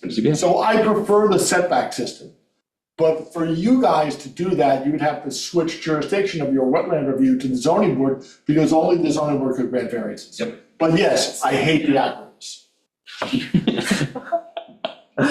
Well, if we put all that there, then we can get them site plan. We could just make the column wider and write the words out too. It would. Yeah, we used to say, for AP, we used to say no. Right. Basically, it's like, can I do this? No. Yeah, you're right. Yeah. But it's okay. I know, but I definitely get that. I'm with you. I have to keep on going back and looking like, which one's this? I do too. We should color code it. Can we color code it? Sort of general. Green, red. So we're in 129.4. So what's There were like- just a couple of comments here. Oh, well, we're jockeying for comments. I'm still on 129.3. Minor thing under A, just point out, this, and I'm not suggesting to change it or leave it, but as a practical matter, you can't really regulate the use of fertilizers, pesticides, and herbicides, though legal really way to do it. I still think you can leave the language in there, because if you're reviewing a permit, then we know, and the applicant should know, what kinds of vegetation you don't want planted. Right. And you can use that as a way to say, sorry, that will require fertilization, like lawn grass, so you can't have that, you can't count that as vegetation. Under B, wetland officer, I think elsewhere here it refers to the town environmentalist or the, environmental consultant. That's really what that should become. But I think that Building department. it doesn't exist. But you do use the term elsewhere, the town, I think they call it the environmentalist, which is like, what. Not in this, Environmental consultant, but we don't, there's a short form environment, there's secret stuff. Didn't that come up in the No. environmental consultant? We do that in, well, we do it in the existing code. We don't do it in here. All right, well, I'll check that, I've highlighted it, I'll have to look and see who that should be. There is, it's not in there at all. The question is, because it really comes down to is code enforcement. Who's going to do code enforcement on this? And that's building Well, department, who's gonna ensure that they met the conditions of their permit? building department. Building inspector. it's all going to building. Yep. So there's a lot on the building inspector in that department. Well, only because there is no other designated individual Yep. yet. I mean, unless you want to. Well, that's gonna take you to 129.5, which would put a lot more on his plate. Can we go back? Because I still have questions on it, because I think it was We have to raised go back to, we're not done with 4 yet. on 3. Sorry. Everybody keeps on jumping past 3. Because I think even Sean raised, should we do something about like fencing? Because right now it's an APR, Oh, yeah. and which is very, again, depends on, it's putting a lot of onus on the building department to know the impact on wetlands. That's the problem with the APR currently, when fencing could go bad. Or it's, so, I don't know, maybe it's all kind of the same problem. Like temporary irrigation. Well, by the way, the temporary and permanent, they're not defined terms. Okay. It's temporary and long-term. I don't even know what I don't understand. So the irrigation thing we're addressing in another code, so we can tweak it here. And the fencing issue. So a lot of these things that came up with an administrative permit are things that we've had issues with. Like fencing, we don't regulate. There's zero regulation right now for fencing in the wetlands. Some of it is DEC says you can't do X, Y, Z, that kind of thing. But we have nothing right now in our code for fencing. For the, let's see, what was the other one I just looked at? Okay, so I have another recommendation as I'm looking at these. We should group like things together. So if it requires a permit, it should be clustered together. If there's no permit, it should be clustered together. I Oh, just hell. had this epiphany. Yeah, I like that. That's a brilliant idea. Maybe Yeah, even 3 tables. Exactly. So I'll make that recommendation to myself. So for these things with administrative permits, Get crazy, you're gonna spell it all out instead of acronym. yeah, I'll just give it a heading, no permit required for the following. Permit Exactly. required for the following. It's going to be so Genius. fancy.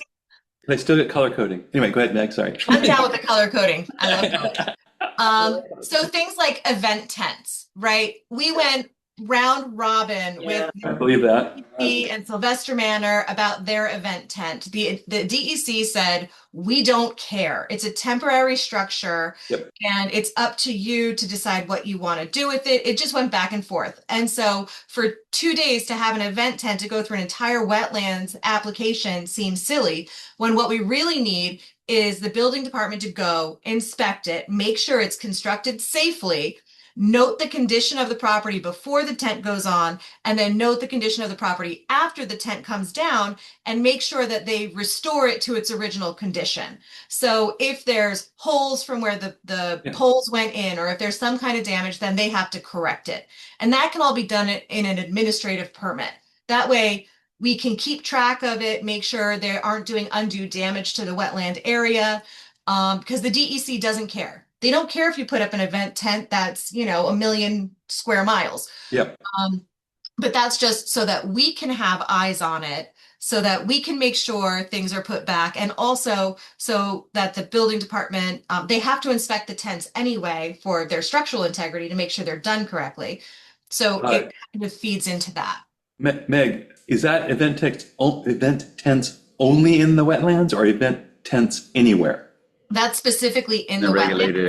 area. So in other words, we don't regulate event tents not in the regulated area at all? We do with the building permit. So you have to get a permit Or to event, put up an yeah. event tent. Okay, so, This is specifically for event tents in the wetlands or the regulated area. but if they're having to get a building permit anyway, couldn't they just do it there? And why have it I don't see lead over it in here. into Yeah. the wetlands code? If they have to go get a building permit to put up any tent anywhere, Right. they look at it and say, well, you're in the wetlands, so we make sure we do this. Well, it's administrative, that's why. Because- It kind of is the same. Right. The reason it's administrative is because right now the code says you're not allowed to have anything in the wetlands area.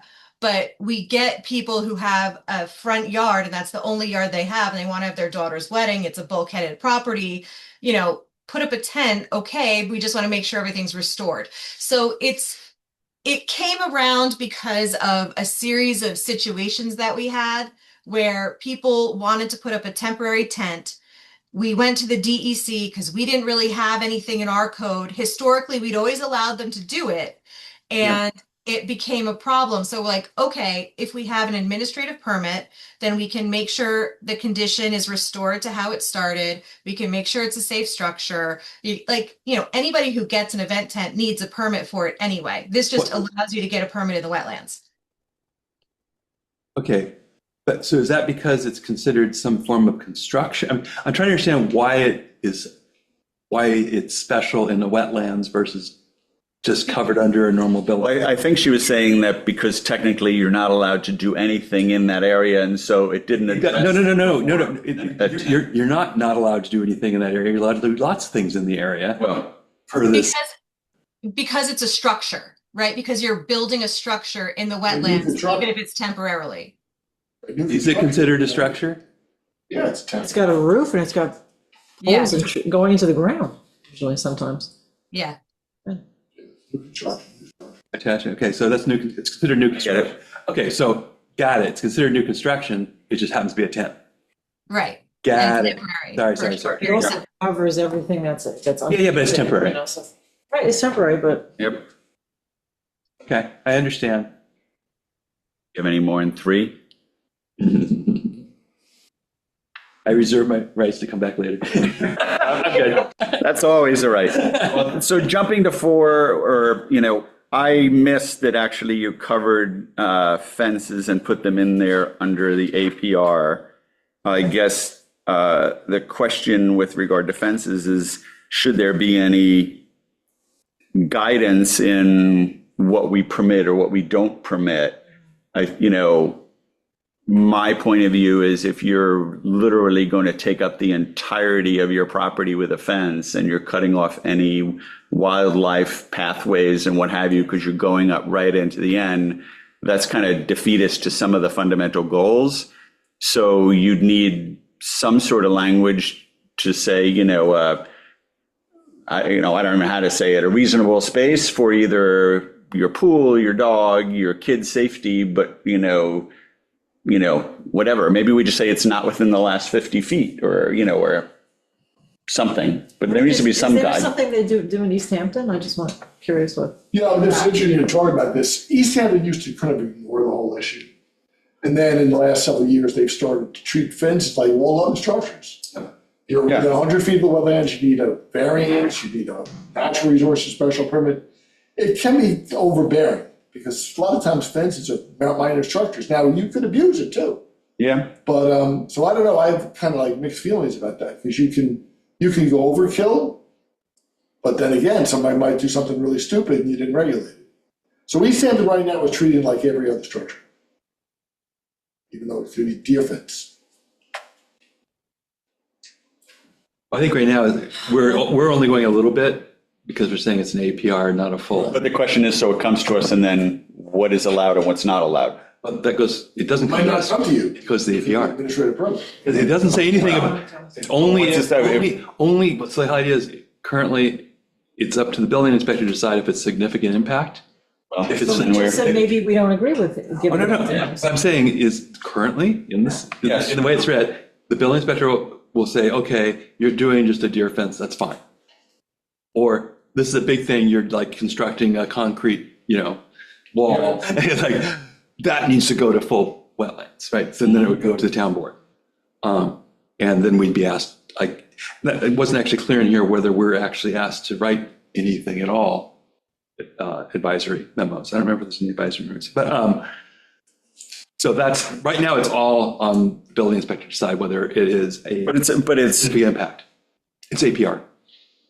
But it's eligible for an administrative wetlands permit. Yes. So I guess you're giving him a lot of discretion of whether he could, which we don't want to do. I think we've decided we don't want to do. I think we don't want to do that. I don't, there's lots of things about whether we want, it's really going to be the town board deciding Well, what they but, want to. but, No, but we're giving we're talking them about what discretion. we're giving them the benefit of our view, Well, right? the question is, and it may be, there may be some of these things that we think are probably fine because they're so minimal and that maybe it could be the building inspector and maybe, that's where I think we just need to figure out. Well, so I mean, without spending too much time on it, I'd love to see something that gives some boundaries around fence, whether it is priority is giving to maintaining a wildlife buffer and balancing the need for the homeowner to have, reasonable, safe use of their back of the, property and whatever. And if in default, that's like, we try to stake people like the last 50 feet, why do you need it going all the way to the end or what have you? But you have to have something to guide you that there's a preference to keep kind of. Yeah, right. Well, right now it would go under the umbrella of the building inspector deciding if it is in the what's the word they use? Consistent with this with the wetlands regulation. Well, let me give you an example, Sean. So you could have a scenario where a person is an existing lawn that goes down close to or into the regulated area, pre-existing lawn. And look, I don't have deer fencing on my property, so I'm not, but we now people are. So they want to put a deer fence, and of course, being the kind of people we, are now, they want to enclose their whole lawn. Yeah. So, they're gonna want to put the fence at the edge of the lawn, and the lawn's at the edge of the wetlands. Yeah. So it may not be practical to tell them to have a 50-foot setback, because then the fence would be in the middle of their lawn. Well, that's why maybe it's not 50, but it's using language that says, something about maintaining a boundary of wildlife, corridor or something. I think every single thing in here, we'd have to go and do that kind of thing. And to me, the biggest issue is whether it's something that can be just decided by the building inspector or whether it should go to a full permit. And I think that's kind of the big issue. The ideal way to deal with that is through a permit system, because then a reviewing agency, typically a board, gets to look at it and use judgment. What you're dealing with is a scenario where either it's a no permit required situation, so it's an as of right, and you want to build in some automatic protections, or it might be an administrative permit situation, which right now the code is delegating to the building inspector, who, by the way, is given authority to impose conditions. And when we get to that, I'll give you my thoughts on the whole building inspector thing. But the issue arises if you don't have full permit. So if we get the building inspector not to have so much discretion and we try to pull that back to us, that's one step of it. This comment is going to continue to come up from me of where then it comes to the benefit of the town, a planning board to use their discretion, then we're back to, we're just using precedent. Like, so the first time we decide, and then the next time is very different, where there's no guiding factor at all. And if you want to live like that, that's fine. But I'm going to keep making that comment, because when we go back through and it's all historical, where people are doing things to existing stuff that's there, if there's no guidance as to, what the boundaries of what they can and can't do, yeah, you don't want to get overly detailed. But I think that, you're going to say, well, 10 feet is fine away from, the edge of, the whatever. And I'm going to say, And it's the 50 feet. same problem with the septic, same problem with the, Yeah. in any of these items in this table has that problem. Oh, but We're not defining by exact. understood, but that doesn't, I think I would just say that doesn't mean, well, if you do it in one, you got to do it every single place. There are places where you can do it strategically. I'm throwing that out there. I'm just one man here, but, I'm worrying, and I'll say it again later in the conversation likely, of I am trying to distance ourselves from precedents in the past and give us the ability that this is a new code that is somewhat more conservative, and we have the ability to say, it doesn't matter if that was approved back then. This is a new code and new standard. And if you're less precise, that stuff's going to come back to you. So it would come down to three things then. It would be the distance from the wetland, the height of the fence, Yeah. and spacing in the fence. Those are the three main things. Yeah. That's what you want guidance on, right? Yeah. Same with boardwalk, it's not part of a dock, same with any temporary, any of these APRs, and potentially even some of the permit required, it's the same thing. We're not specifically defining any of these things. It's like, I'm not saying we shouldn't, but I'm saying it's like, Well, the boardwalk, yes, they. I don't know if the fencing is the most important one. There's other ones that are much more No, I know. damaging to the wetlands. I agree. And we're just like, yeah, whatever. I right, so agree wait. with Sean. I think that having some guidance on that would be important. Well, it's going to be what I said, width, height, and distance. Yeah. Yeah, you just name a number of factors of, the amount of space that, that. We should do the same with everything of all those, because walkway is the same issue. It's like width, height, it's like how much space you're taking. It's the same issue in many ways, But right? in the case of fencing, though, it's so dependent on the context. Yeah, no, I get it. So it like I If said, it's thickly wooded, you're never going to see the fence. If it's turf, then it's a whole different. and if we want to move to, look, we're going to find a mutual understanding as they come into us and get there, that's fine. I'm just raising the question. Yeah, well, and currently we're not, because currently it's going to be APR, so the building department's going to decide. Well, But we're saying maybe, I thought we all just sort of agreed that we'd like to get away from just. That's our recommendation. Yeah, yes, okay. well, yeah, you never know what they're going to take, right? Building department's going to be very busy. But you have to start somewhere. If you say, well. So moving on, we already talked about walkways and trying to, make that, the least invasive, et cetera. The other is also that we permit trimming up to 15 feet for water views. And true with lots of things, because I'm a tree hugger and I've talked to the town about whatever. You could have a 16-foot tree and you're letting them cut 15. Trimming, there's nothing in here about trimming, right? there is tree limbs can be removed upwards to a max of 15 feet to permit water views. So all the trees you're trying to protect in the buffer, that is, it's 123B5 or B4. Or, yeah. And so without putting any kind of, shrubs. you can't start cutting tree limbs unless the tree is a certain height, or you can only cut up to 25% of the height, or, something, that's reasonable, because you will have people that say it's a 20-foot tree and I'm going to cut everything off up to the last 5 feet, and they basically are destroying the tree. And so, and it is not unreasonable to have that, you're altering it, but have to be reasonable and customary, not do damage based on a certified arborist. And well, most of the tree guys here who are doing that kind of work are arborists, and so they can tell you whether you're going to kill that tree or not. I guess my question to you, Meg, is like the numbers here, like 15, how was that determined? Where did this decision of what was allowed versus not allowed? Where did it come from? I think that number was carried over from the old code.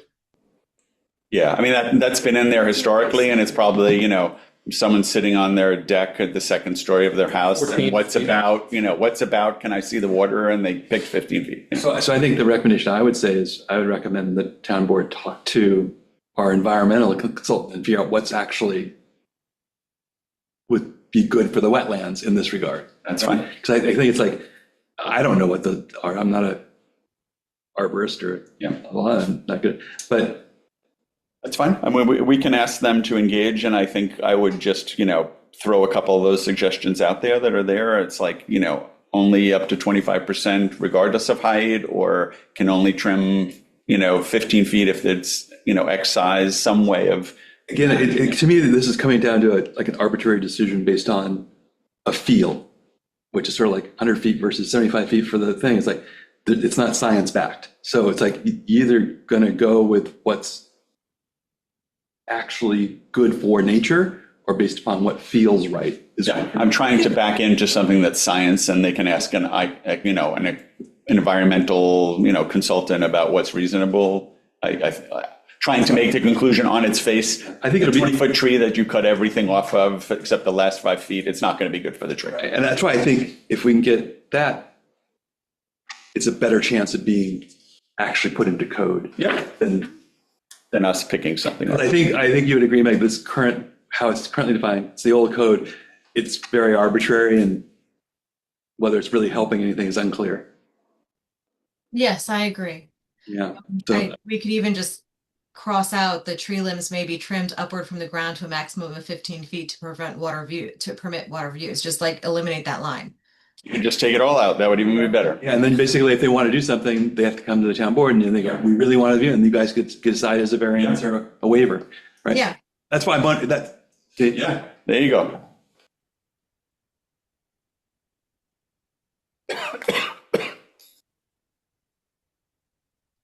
But also, you might want to just clarify, it's not like Sean just pulled this out of thin air. It actually comes, we're on another subcommittee, and it comes from scientific research that was shared with Tim Pertel, who's in another capacity. No, I'm sure it all does, but I'm just saying, No, I'm saying, I'm not a person to make it. I'm saying this science exists already, so we can. It's fair enough to have somebody opine that. Yes, or. That would question maybe, again, I'm not sure all of this section, how much is driven by arbitrary. Based on, or it might have been the best science at the time when the old code was originally writ. I just don't know. So on the shrubs and stuff too, which I was less focused on, I think all fair to ask the environmental person to look at all of that. The whole section should be reviewed by somebody who actually knows. Yep. Because we've learned a lot. Yeah. Since that old code exists. That'd be the recommendation, I guess. Good. I think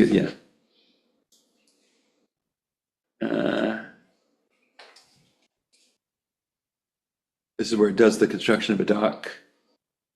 As long as they've gotten the dock people to say, okay. I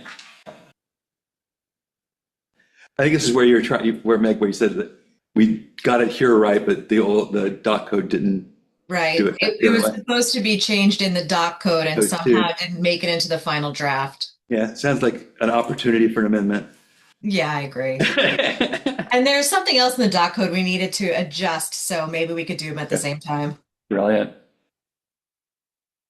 I'm actually still not comfortable with that. But having the Marine Committee make the decision about whether the boardwalk all the way through the regulated area is I proper. don't disagree, but It's the town board who makes that call in the end. I think, again, we talked about, we make a recommendation that we think blah, blah, blah, and you guys do what you want. I think, But I think you're right. while I generally agree with you, David, I think what Meg is saying is, and that I'm sure the doc people are great people and hopefully they have a broader perspective, but that the town ultimately has the final say, and they are mindful, at least in theory, to those same concerns that we would have in that area. I think the big thing is, like, it goes back to the town board are voted and decided by the people to make these decisions. We're just assigned. So it's like they can make the call. That's the way I look at it. We're just trying to give advice. Moving on. You want to 5? We're trying. Yeah. If you like, can I just- Yeah, do you want to talk about your administrative? On this? Yeah, administrative stuff. Yeah. So, What do you think? first of all, so I think that your town board is working to this backwards. So wetland permits are now, and I guess still will be, the currently it's reviewed and approved by the town board. Yep, that's what it looks like. I know, but surprising that the town board wants to deal with this, but whatever, that's where it's So been. far. So So far. far. Yeah, I mean, if I was town board member, I wouldn't do it, but anyway. So there has to be a reviewing board, which at the moment is the town board. Mhm. And so if you're going to try to get some sort of a, expedited process, we'll call it administrative permit process, you have to figure out who to delegate that to. Yep. It is very unusual in my mind to delegate it to the building inspector. And the reason for that is because building inspectors traditionally, their function is non-discretionary. They act in a ministerial way, meaning they're supposed to compare an application to a set of objective standards, such as the state building code, for example, and theoretically, although sometimes there's ambiguity, but theoretically, they can compare what you're proposing to some written or adopted code, and they can make a declaratory judgment that you meet that requirement or you don't, and they don't exercise much discretion there. Supposedly they're using their ability to compare the proposal to what's written. This is different because it would accord the building inspector discretionary judgment approval. Having said that, though, because I'm leading you to say, well, this is terrible, I understand why the town board is doing it. And there's divergent risks here. For an applicant, the risk that the building inspector is going to deny them the permit is very low. Because if he denies you the administrative permit, you simply apply for the normal, full wetland permit. So there's not much risk for an applicant. The applicant has the opportunity potentially to get some sort of expedited approval, so they're going to be fine with it. From the other point of view, there is the risk the building inspector could use his unfettered discretion to issue permits that we otherwise think he shouldn't do, and he has the power to do that. So he could issue an administrative wetland permit for things that you like, what? You did that? So that's more of the risk. I don't have an immediate alternative because, again, the only other way to get around this is you have to assign another board, of which I think you've only really got 2, planning board and the zoning board, right? If you can take it away from the town board. CAC, but that's my advisor, yeah. Yeah, unless you create a board like, Sag Harbor Village has a harbor committee. They go to the harbor committee. They issue wetland permits there. Okay, not the zoning board, not the planning board, the harbor committee. So, you can set up a board to specifically do that, but so I kind of understand why the town board is doing this. You could try it and see what happens. If it turns out that it's a bad idea, No. I mean, that's. We come back to the code, it takes a very long time, so you want So to, I'll just say that. It is unusual to give discretion. How did we do it in the site plan for the can't we create Can it comes here just like. Can it come here, but in an expedited fashion? You don't require the same. The problem is it's a month, it's like once a month only. Right, so The big it's- difference here is Yeah, you're trying to expedite for time. people to be able, because there's always somebody there to review, Right. and they'll get fast response. So I understand the reason you had, I just worried about, as you said, the little bit of I the think we all share that. arbitrariness of it a little bit. Not arbitrariness, the judgment. Again, I'm not worried about the individuals. Actually, they probably do a good job. I'm worried more about just kind of putting the precedent of that in that body. And Is the that- building inspector then has a lot of power. I mean, because he gets to make that, he or she gets to make that judgment. Yep. They can do it, they can issue the permit. Yeah, it's just, it's a lot. Well, I'd favor just bringing it back here in an expedited fashion, similar to site plan, if we can do that. You know. The So my challenge question- is, go ahead, Nick, I have a sorry. question. What are the things that you have an issue with being an administrative permit? So like, is it just the fences and the boardwalks? No, the problem with it is not that we like the idea of an administrative permit. We're worried about who's responsible for making the decision whether or not it's an administrative permit. We're concerned about it being with the building inspector.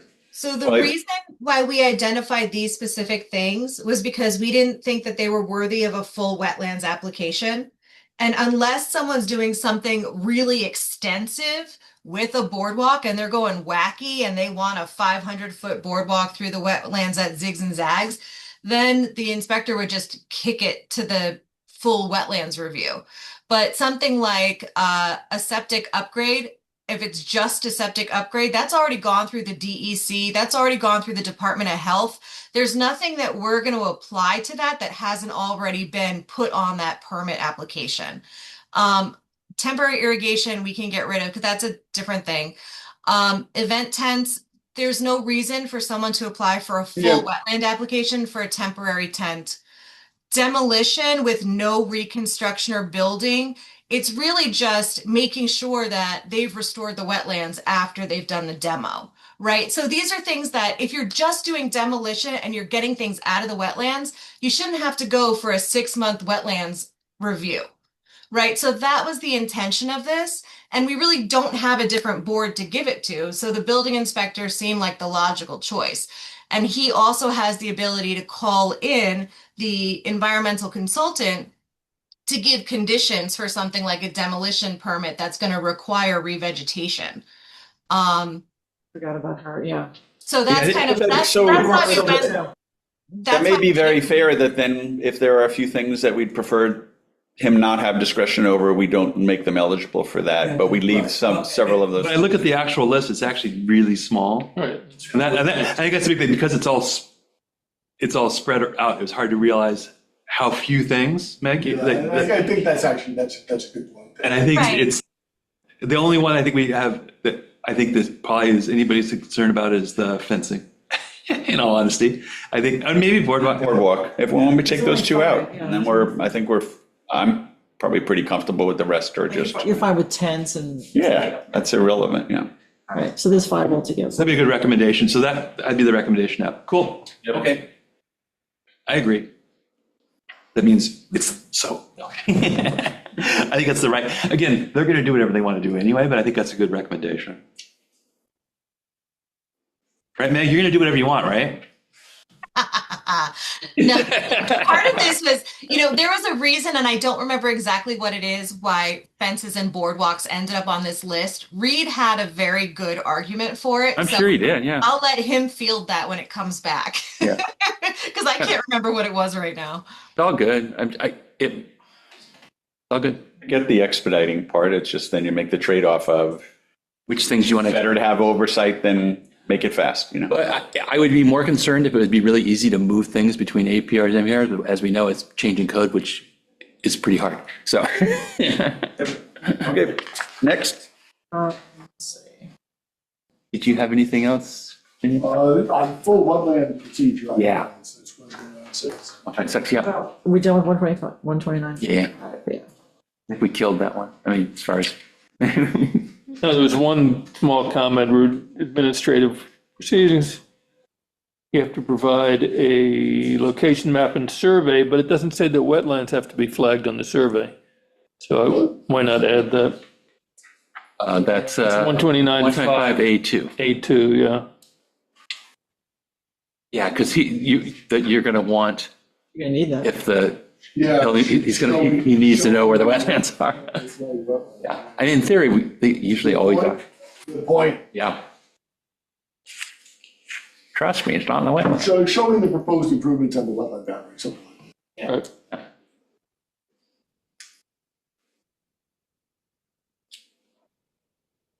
I used to always love when we get the wetland stuff that have, here's what it is now, and here's what it's going to be, and here's where the lines are. That's extremely useful.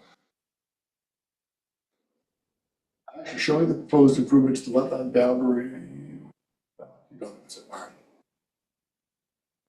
There should be some. Just ask Matt what he does. What?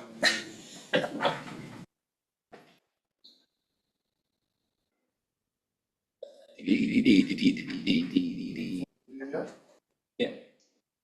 Go to the big one, 129.6. Nobody had any comments. No, it's all pretty straightforward. I have a few comments, should I? Yep. Please. On 1.96? Yeah. On 129.6? 6, yeah.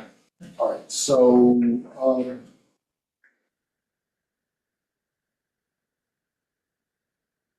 the basic, setup, I think, is good. I would state at the outset who the reviewing agency is. I know it's now currently the town board, but you have to go pretty far down into this whole code to find out that wetland permits are issued by the town board. Well, I think that goes back to at the very top too. You mentioned adding that kind of in. Like, yeah. I think Legal authority. So at least when we get to 129.6, who's issuing the darn permit? Well, especially since in 129.5, we directly say it is the building inspector. So we should do the same thing here. Yeah, I agree. Exactly. So, and look, if you change it someday, not be the town board, you can change that protocol. So a few comments on it, but so the basic structure of it is pretty good.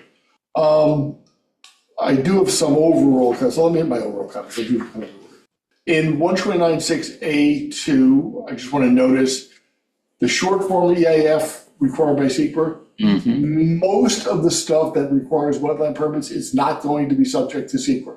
Single-family home construction and accessory structures for single-family homes are all type 2 actions. So probably should at least recognize that where required by SEQR, because most of these wetland permits, unless it's some kind of commercial structure or docks don't appear to be exempt. Most stuff that's going to go through wetland permit review will be a type 2 action. Meg? I agree, and we wanted to take it out, but we thought that the public would hate that and rebel.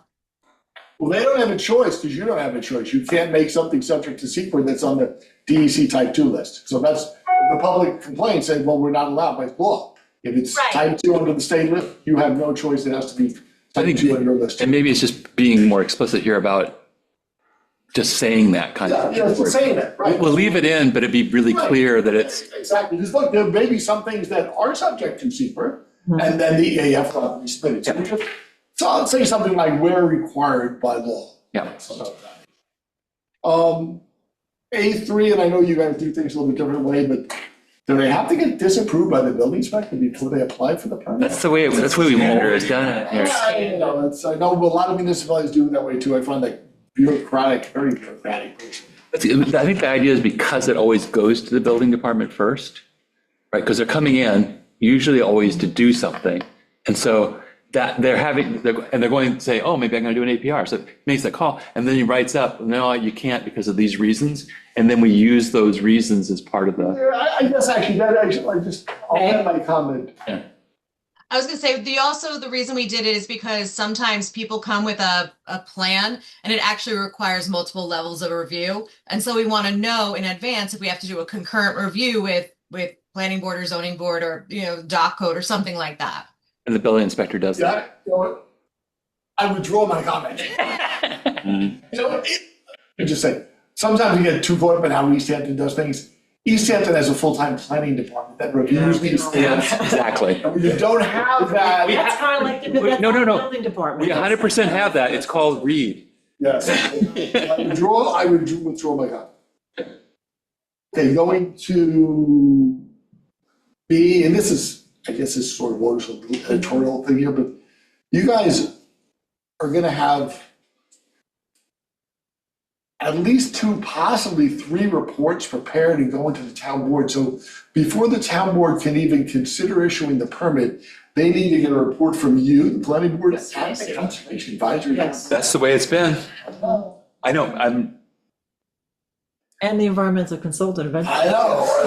that's why we had reduced it when we had it, because at least we didn't have to write an advisory minimum because then anymore, so it was only the CAC and the thing, so it reduced it by 1, but now we're back to the all. Anyway, that sounds like a lot of review. Yeah, seems C, I do have kind of a substitution. totally unnecessary. So, and this can interact with secret too, if there is secret involved. So it says the town board will only accept and process wetland applications that are accompanied by the requisite authorization from the New York State DEC or the health department permit.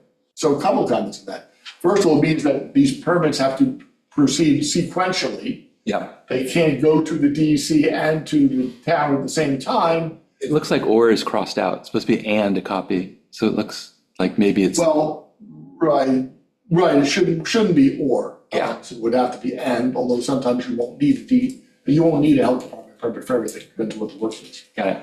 So I just comment that's, first of all, that's sequential, so you're definitely lengthening the process because you have to be complete with one before you go to the other. Yeah. But secondly, suppose it's not type 2. You are required to coordinate review with other involved agencies. So for example, if it's an action subject to secret, you can't tell the DEC, hey, we're not even processing, we're not even looking at this until you make, because they're supposed to try to coordinate a lead agency, for example, and then the secret determination. Same thing with the health department. If you've dealt with the health department, you would know the health department doesn't ever want to do secret, so they always want to defer to the municipal agency and say, hey, you guys make lead agency declaration, tell us when you're done, send us your secret declaration, and then we'll move. Yep. So the health department doesn't follow that process. So I think C is, for that reason, C is got its weaknesses. D, I know you guys like a lot of lead time from hearings, but 30 days, that's 2 months. Because you got to schedule the thing, then put it in the newspaper, then, give the newspaper 30 days before the hearing. So you're basically creating a 2-month delay process before you can have a hearing. That's always been it too.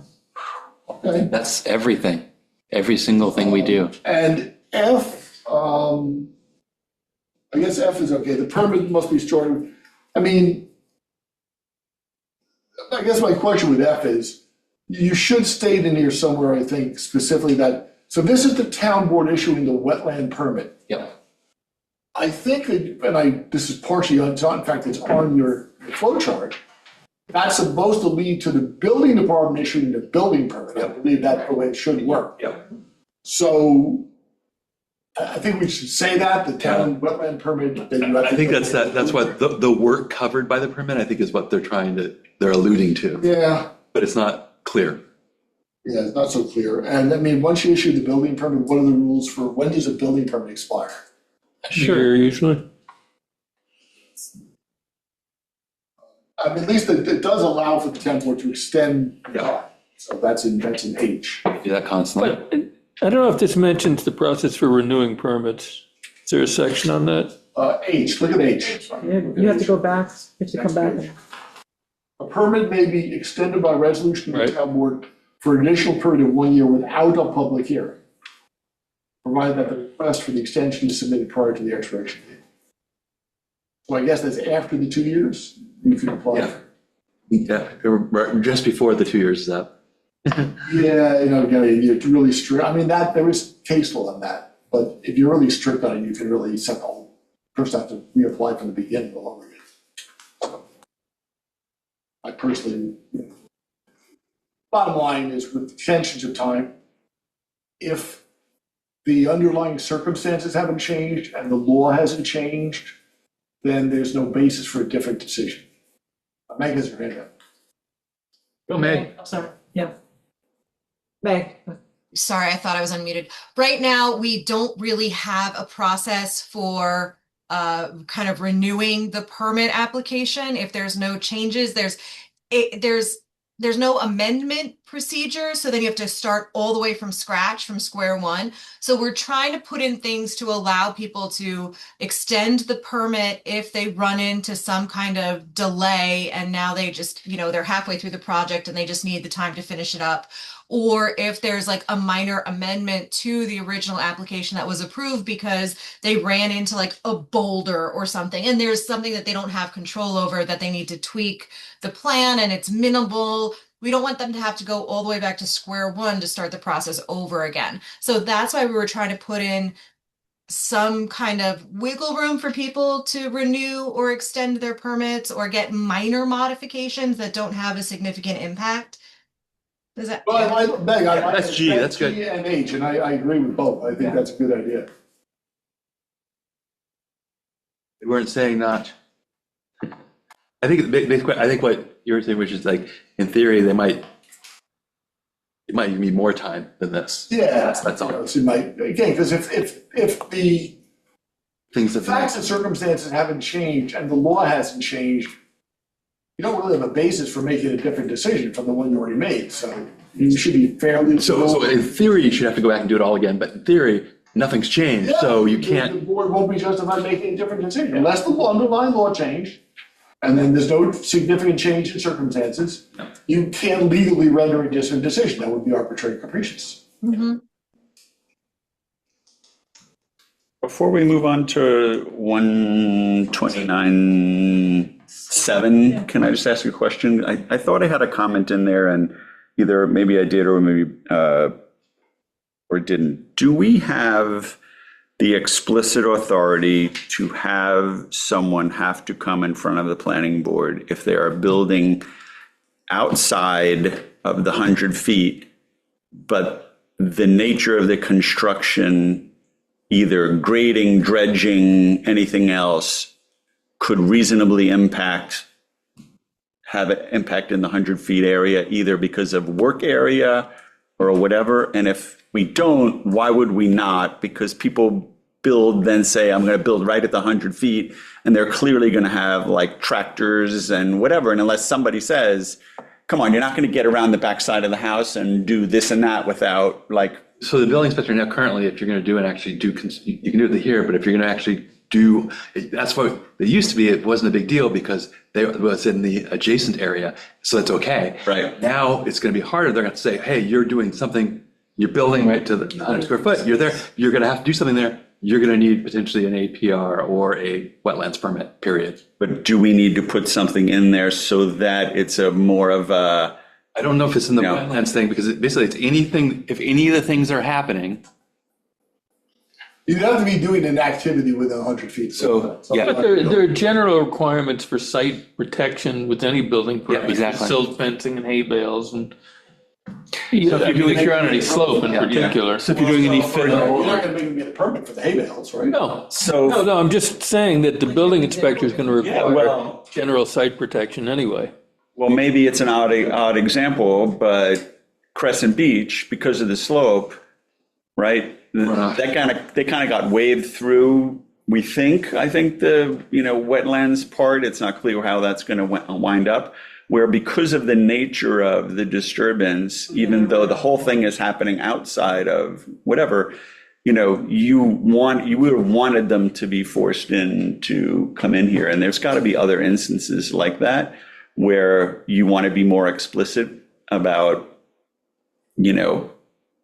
So I hate to keep bringing East Hampton, but here's how Russell Stein, who drafted the East Hampton Town Code in 1984, handled it. And Russell Stein, in my opinion, was a brilliant draftsman. He created the system that East Hampton uses today. What you're calling wetland permits, East Hampton calls natural resources special permits. They deal not only with wetlands, but also with bluffs and beaches, things that occur on or near bluffs and beaches. And the regulatory system was, let's just take it limited to wetlands right now. If you're within 100 feet of wetlands for a structure, within 50 feet for clearing, with 100 feet for structure, 150 feet for septic system, if you're inside those numbers, you're inside the setback, you need a variance from the zoning board. But there's something called a natural resources special permit that has a larger jurisdictional reach. So let me limit it to structure. You're building a new house.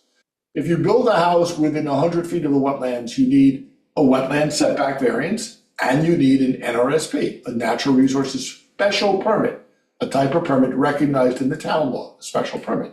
If you're outside the 100 feet, which is what you're talking about, Sean, up to 150 feet, you don't need a variance because you're meeting the setback, but for that extra 50 feet, because we know that you might have impacts to the wetlands, you still need a natural resources special permit. So that's how it's. Exactly what an adjacent area used to be. That's why. Well, but so that's the question of, do we define, you can say something, you can make it, Sorry, would you? you can make it. It's 75, 100, 150, 300. It's like, it's arbitrary distances. It's not, anyway. They are and they aren't arbitrary, because there's plenty of science that has been done about how far can you get back away from the wetlands that have reasonable, like, minimize, Maybe it's depending upon grade and depending on all that stuff, but we're not doing any of that. So No, I know, but you're right. So, I mean, we are taking some of the factors out, that if you wanted to get minutia, but it's not totally a finger in the air. There is like plenty of scientific studies that have tried to, a lot of them more around rivers and things like that than oceans, which I'm sure somebody will point out at some point, but. Well, we did it already, you Look remember? at any site, I mean, any construction site, the first thing they do is scrape all the topsoil about Yeah. 8 inches, a foot down, Yeah. put it in a giant pile where it sits for 2 years. So I I agree. I would love to just give, and that's where I would say I'd be comfortable with the building inspectors, like if he makes a determination that there are sufficient risks to the wetlands based on a construction outside of the wetland barrier, he can refer it to the. Yeah, and I think, I think that's, because right now he has to decide everything, right? One of the things that the East Hamptons learned with the NRSP process, after years of doing this, is exactly what you're talking about. There are certain routine precautionary measures that you simply implement. And that's how you deal with stuff that's within, let's say, 100 feet, 100 to 150 feet. Most of that stuff, there's, project lending fence, They do it. I mean, they do, they're going to require the straw bales and and all that kind of stuff. But there's some instances it's going to be a lot more invasive, and you want to take a closer look about steep slopes.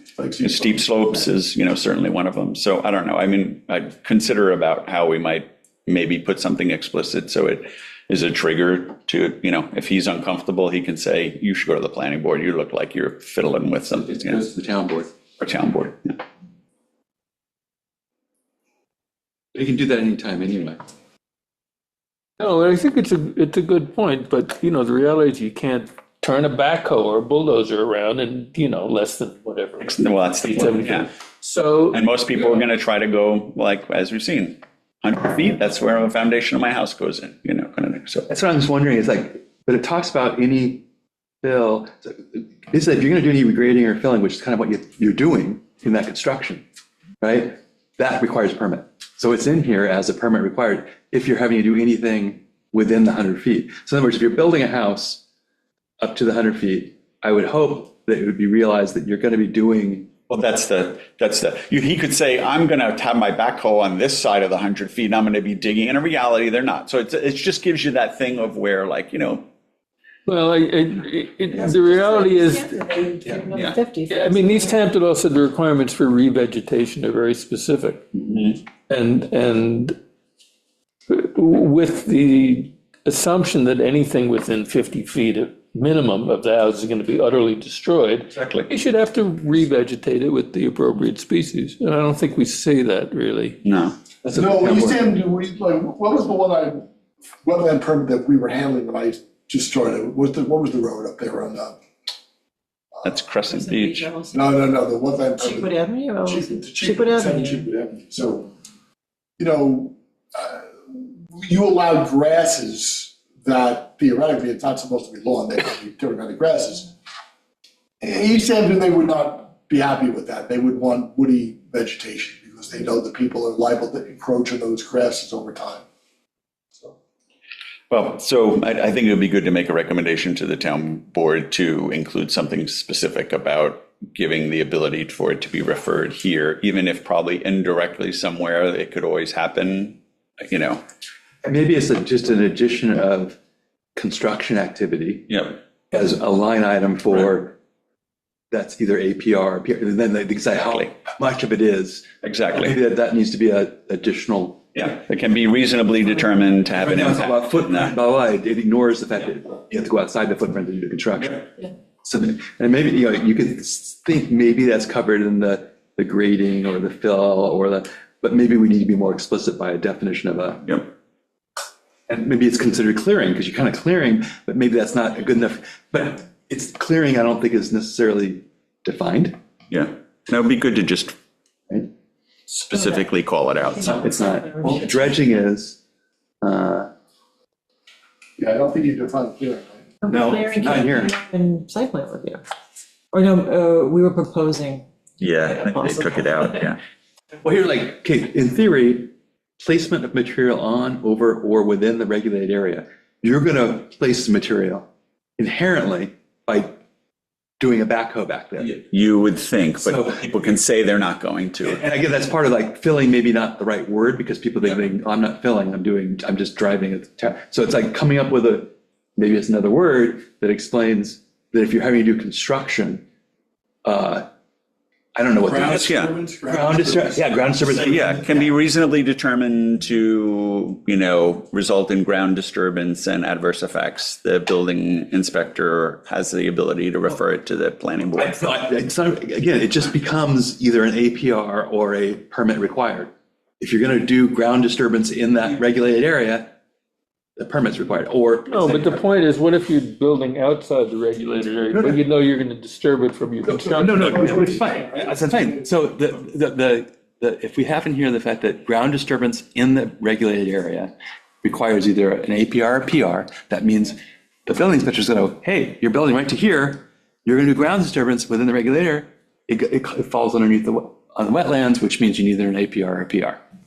Are you suggesting that the list or the table, it be amended to include that ground disturbance? That's exactly what my is an idea. And maybe that's not the right words, maybe the right, but that's the idea. Get you close enough there, I think. And I bet you Reed could come up with, would define it We're all well. fine with just the building inspector making that decision. No, that's a whole other topic. He's saying that if you put it in there by its nature, it's going to require a permit.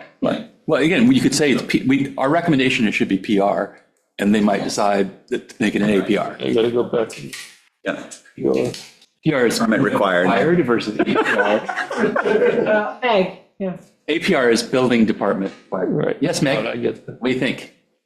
Are we crazy?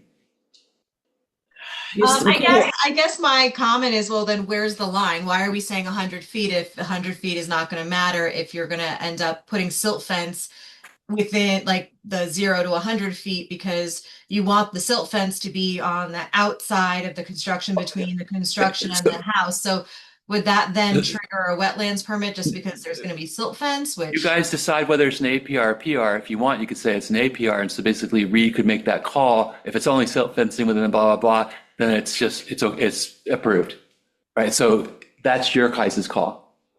I mean, that would usually be handled under the building permit if it's outside. I think the difference is if just by nature of your building, you're going to do the protections and put hay bales and fencing in the 100 foot, just because that's what you naturally do. It's different if you're going to have a concrete mixer drive into the 100-foot area because the only way to adequately, get the cement poured to the back part of the foundation. And someone will tell you, I'm going to do it from the front. It's fine. I'm not going to go anywhere near there, whatever. And then in practice, they're going to go drive the truck right over there. So you need some ability to say, this looks risky enough, You can, maybe an APR, but at least it's explicit. And if he goes and does it, then if they are out there doing their review and look what you did, then he has grounds to. Yeah. It's not, I mean, in New York City, when you're building a building, you don't have the option to go on the other side of the property line because there's another building there. So you can build a building from the street and get to the back of the building, and you pump the concrete up 30 floors, It's possible, but we have to make it a stipulation. I think we're there. We need to move on. You hear what the recommendation is, Meg. You guys can do it as you will. Yep. I love being advisory. That's, I I mean, you We're 129.7? I think we're done. 129.7, these are the standards or criteria for permit so I think they're pretty good. Yeah. Yeah. And one I might want to refer back when it talks about the values of wetlands, also refer back to the first section, which to some extent, lays out what those values and things are, but why we're seeking to protect wetlands. But the standards are pretty good. So I think 5 is always the one that kills us, which is demonstrating there's no practical alternatives. Yeah. It's a very arbitrary decision, but So just a couple of things, because I put some comments in there, and it comes down, I guess my concern is, as I said, I think that the planning board historically has kind of had a view or a practice of do no more harm. So if you're already in the buffer and you're changing things, as long as you're not expanding your footprint that's even beyond the building footprint, patio, whatever,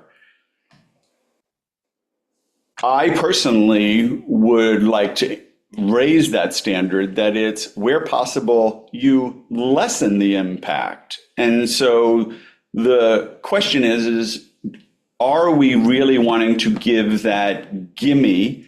Somebody has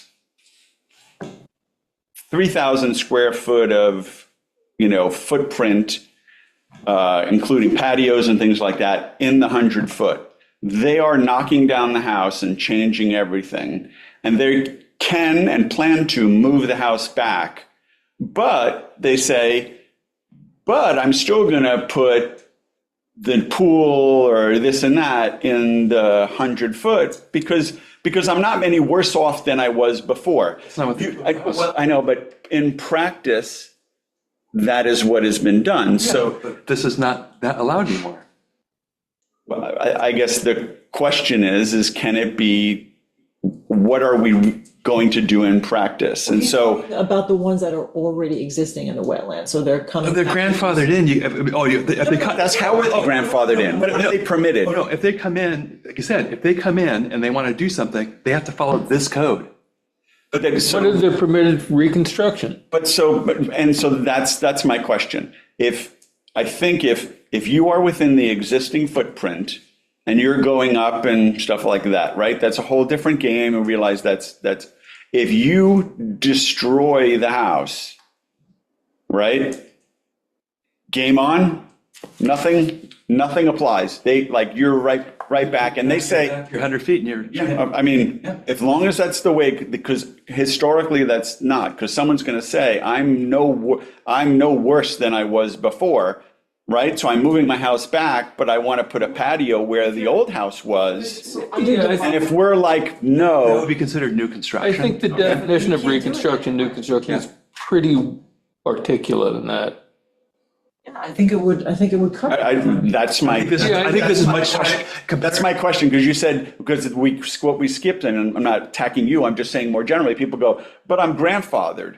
And do we want to be more explicit of, I don't think it hurts to say, once you're destroyed more than 50% of your house, or you've destroyed the house, you are subject to the full regulation of whatever. There is no give me because, well, I already had it before. I'm making things better. Why? Because that's the way we've applied it before. Even with the 75-25, people have been like, well, I'm no worse than I was before. So, I mean, yeah, my understanding is the definition, she couldn't do that, but I understand you're worried, I think, that someone had a house there, they're moving the house, it was already disturbed, why can't I put my pool there? yeah. Yeah. And I want to make sure I think that there's a pool's clear considered no. new building, and you can't do new building in the Would it, regular I guess the area. question is, would it help us to put a few lines in there so that it's incredibly clear Meg? that the grandfathered, historical ones don't get any benefit if they move beyond the existing footprint and foundation that they have? Wait, but can I just? Go ahead, Meg. First. So Meg. The big change between this new code and the old code is that the old code had a 25-foot area where you were allowed to do work and construction. That 75 to 100-foot area, you were permitted to do work and build in that area. The 75-foot line was the hard stop. That 25-foot area was the trigger that required you to go for a wetlands permit. It did not mean that you could not build in that area. So what we've done now is we've taken that 75-foot hard no, you can't build line, and we've pushed it to 100 feet. So if you have something that's pre-existing in that space, like about 500 properties are going to have because of the age of the property and the code that they were originally built under, they are allowed to keep those things unless they tear them down. If they tear them down, they have to move it out of the 100-foot. That's the new rule. I wanted that as part of the public record, that's the way people believe this is going to be applied. So so that's wonderful. I think the last question I'd have is, if you are in a constrained lot where and I don't know that many more of these still exist, but even if you're in a constrained lot and you're at a tear down and everything is within 100 feet for the most part, right? Yep, there's a lot of that. What are the rules of the game? It goes to the town board and they do a variance if they want to do something. Well, I mean, that's fair, but so from what I was trying to get at in some of my questions was, in those cases where you may by nature think of it as a hardship case and that they have to be able to build some, modest house or whatever, and I've seen this term in legal cases against the town where it's the reasonable use and enjoyment of my property. Does the reasonable use and enjoyment of the property in those instances include a pool, a deck, or are you just look, if you're constrained, don't come to me and say, I want my house with my pool, with my deck and whatever, because I don't have any place else to put it. Is it no, you can have a house because that's the only reasonable thing in your constrained lot? On all that, it all would have to be a waiver from the town board and it's their call. That's the way this is written. The constitutional standard is You can make a recommendation for Yeah. something like that. Yeah, but Don't say it's up to the town. no, we can make a recommendation for 1,000 different things. It's up to the town board. No, I get it. You say that a lot. You say that a lot, which is fine because it is. I would rather make an assertive recommendation to the town board and have them reject it than say, this is, I don't know, No, I'm not. That's just my own. I'm saying it for your specific thing you're talking about, which is basically, there's no place to build on this land unless I'm in this 100-foot area, 100-foot thing. That, no matter what, is probably not even going to get to us because it's going to be a big waiver thing. Because that's the only way anything would happen at all. And so we'd say our recommendation is forget if the waiver is explicit in here or it's the last. If it's explicit in here, my recommendation that we put some language around it that, essentially the reasonable use and enjoyment of your property does not include all the amenities. It includes the right, the request to have a basic living structure. That would be my preference or my point of view, because I think people are going to say, well, I'm like everybody else. I want a pool and a patio and, what have you. And I don't think that if you're not explicit about that, you're going to then be battling, do we allow the pool? I want to ask Rick, what's the Constitutional, The constitutional minimum, if you have vacant land, something you don't even have. You cannot be deprived of the reasonable use of your property. Right. In an area like this, a parcel of land, basically, we don't have, you can't just hunt on it. It's not going to be enough of an economic return. So the typical standard in a place in the northeastern area like this is, if it's residential lot, you have to be able to build a house. Okay, that you don't get to build a giant house. You get to build whatever the minimum is that allows you a reasonable use of your property concerning the constraints of the property. So even if it's mostly wetlands and lots of wetlands, and if the government doesn't buy it from you, they have to allow you reasonable use. Does that include a swimming pool? No, not in my view. I don't think courts will find that those amenities are, Yep. Minimum reasonable use. Dwelling. What does that basically mean? You gotta be able to build a dwelling on it. Maybe it's a two-story dwelling, maybe 800 square Well, feet. I mean, I backed into the constitutionality because of my reasonableness of what my interpretation was to begin with. I would still suggest that if you have a future town board that is loosey-goosey, and they're going to say, oh, come on, everybody has a pool. Why not put it in there if we think that that's a reasonable restriction? That's my recommendation. To jump ahead for a moment to 129-9, which is the waiver language, I would strengthen that. Then my looking at that, I think that's kind of weak. They also use the term unnecessary hardship, which was basically replaced in the New York Town Law in like 1993. You know, it's a term of art that's no longer used. So I think that could be strengthened. Would I specifically put in, you know, we don't know what you're dealing with. So I don't think you could put in something that you can't have a swimming pool within 100 feet of the wetlands. You can have a helicopter You pad. know, I don't know. Maybe, Or maybe you just use that term, will be considered for the reasonable use and enjoyment, and there's a standard historically, whatever. I leave that to Yeah, you. I just think I wouldn't that, put a case law rule in there, but I would strengthen the waiver language. You want to make it like a variance. So use language like what you would have to show to get an area variance. That's really what I would do. 129.7. Okay.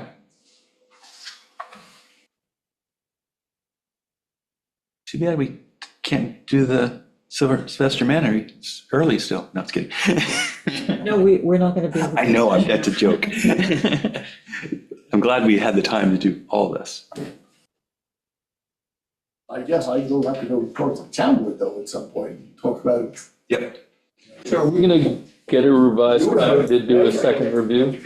I He has to put all these comments in, he has to get it back to us, we have to take Right. one last look at it, Okay. and then we ship it off to them. Great, yeah. At a meeting with the. So I'm going to be writing this up, being aware that it's only still at an early stage. I'm not going to take too much time on it because It's still I gotta advisory. go to the town board and the stuff Just have to I, give one last look Yeah. on it, and I'll get you back something, even if in some cases it isn't final language, then we'll go to the town board. yes. Yeah, and thank you, everyone. I thought that was constructive, and Yeah. I mean, I do think, I'm glad that everyone is viewing the 100 feet that way, and that's the way they believe it will be shown in practice. And I think with some of the tweaks that we talked about, we'll have a much stronger code and the ability to, remove ourselves from a lot of the precedents that maybe, Having worked on the 7 Cheekwood Avenue thing, which I found the code at that time very difficult to deal with, I think this is a big improvement. Yeah. I do like the idea of having a clear 100-foot. If you're inside the 100-foot, it's a whole set of different rules. I didn't like the AVB. And the Oh, no, it was horrible, but it was what we had. I'm thrilled. I think it's great. and excuse my ignorance, was the 100 square foot exemption It's gone. was in here and it's been taken It's out? gone. Bill Yeah. decided to get it. He's gone. So there's no more Unless like it's- unless- buying pieces yes. and 25 here and 25. Unless you're putting a 3-holer in, and then it's a public facility. A 3-holer? That's what I got on my heart. I think that's it, we're, can I Okay. get a motion, oh, actually, wait, anyone Zoom land, Pam's still on. Pam, you still No, there? but may I just say that was a wonderful conversation about the code. I really appreciated it. I think you did quite well. I learned a lot. I hope that more people listen to this meeting so that they know how you've come to the wording of the language for the new code. Yeah, very, very helpful. I'm glad I attended. Thanks Thank very you. much. Thanks, Pam. Thank you for attending. All right, so can I get a motion to close the I'd meeting? like a motion to close the meeting. Second, Second. all in favor? 9:43. 9:43.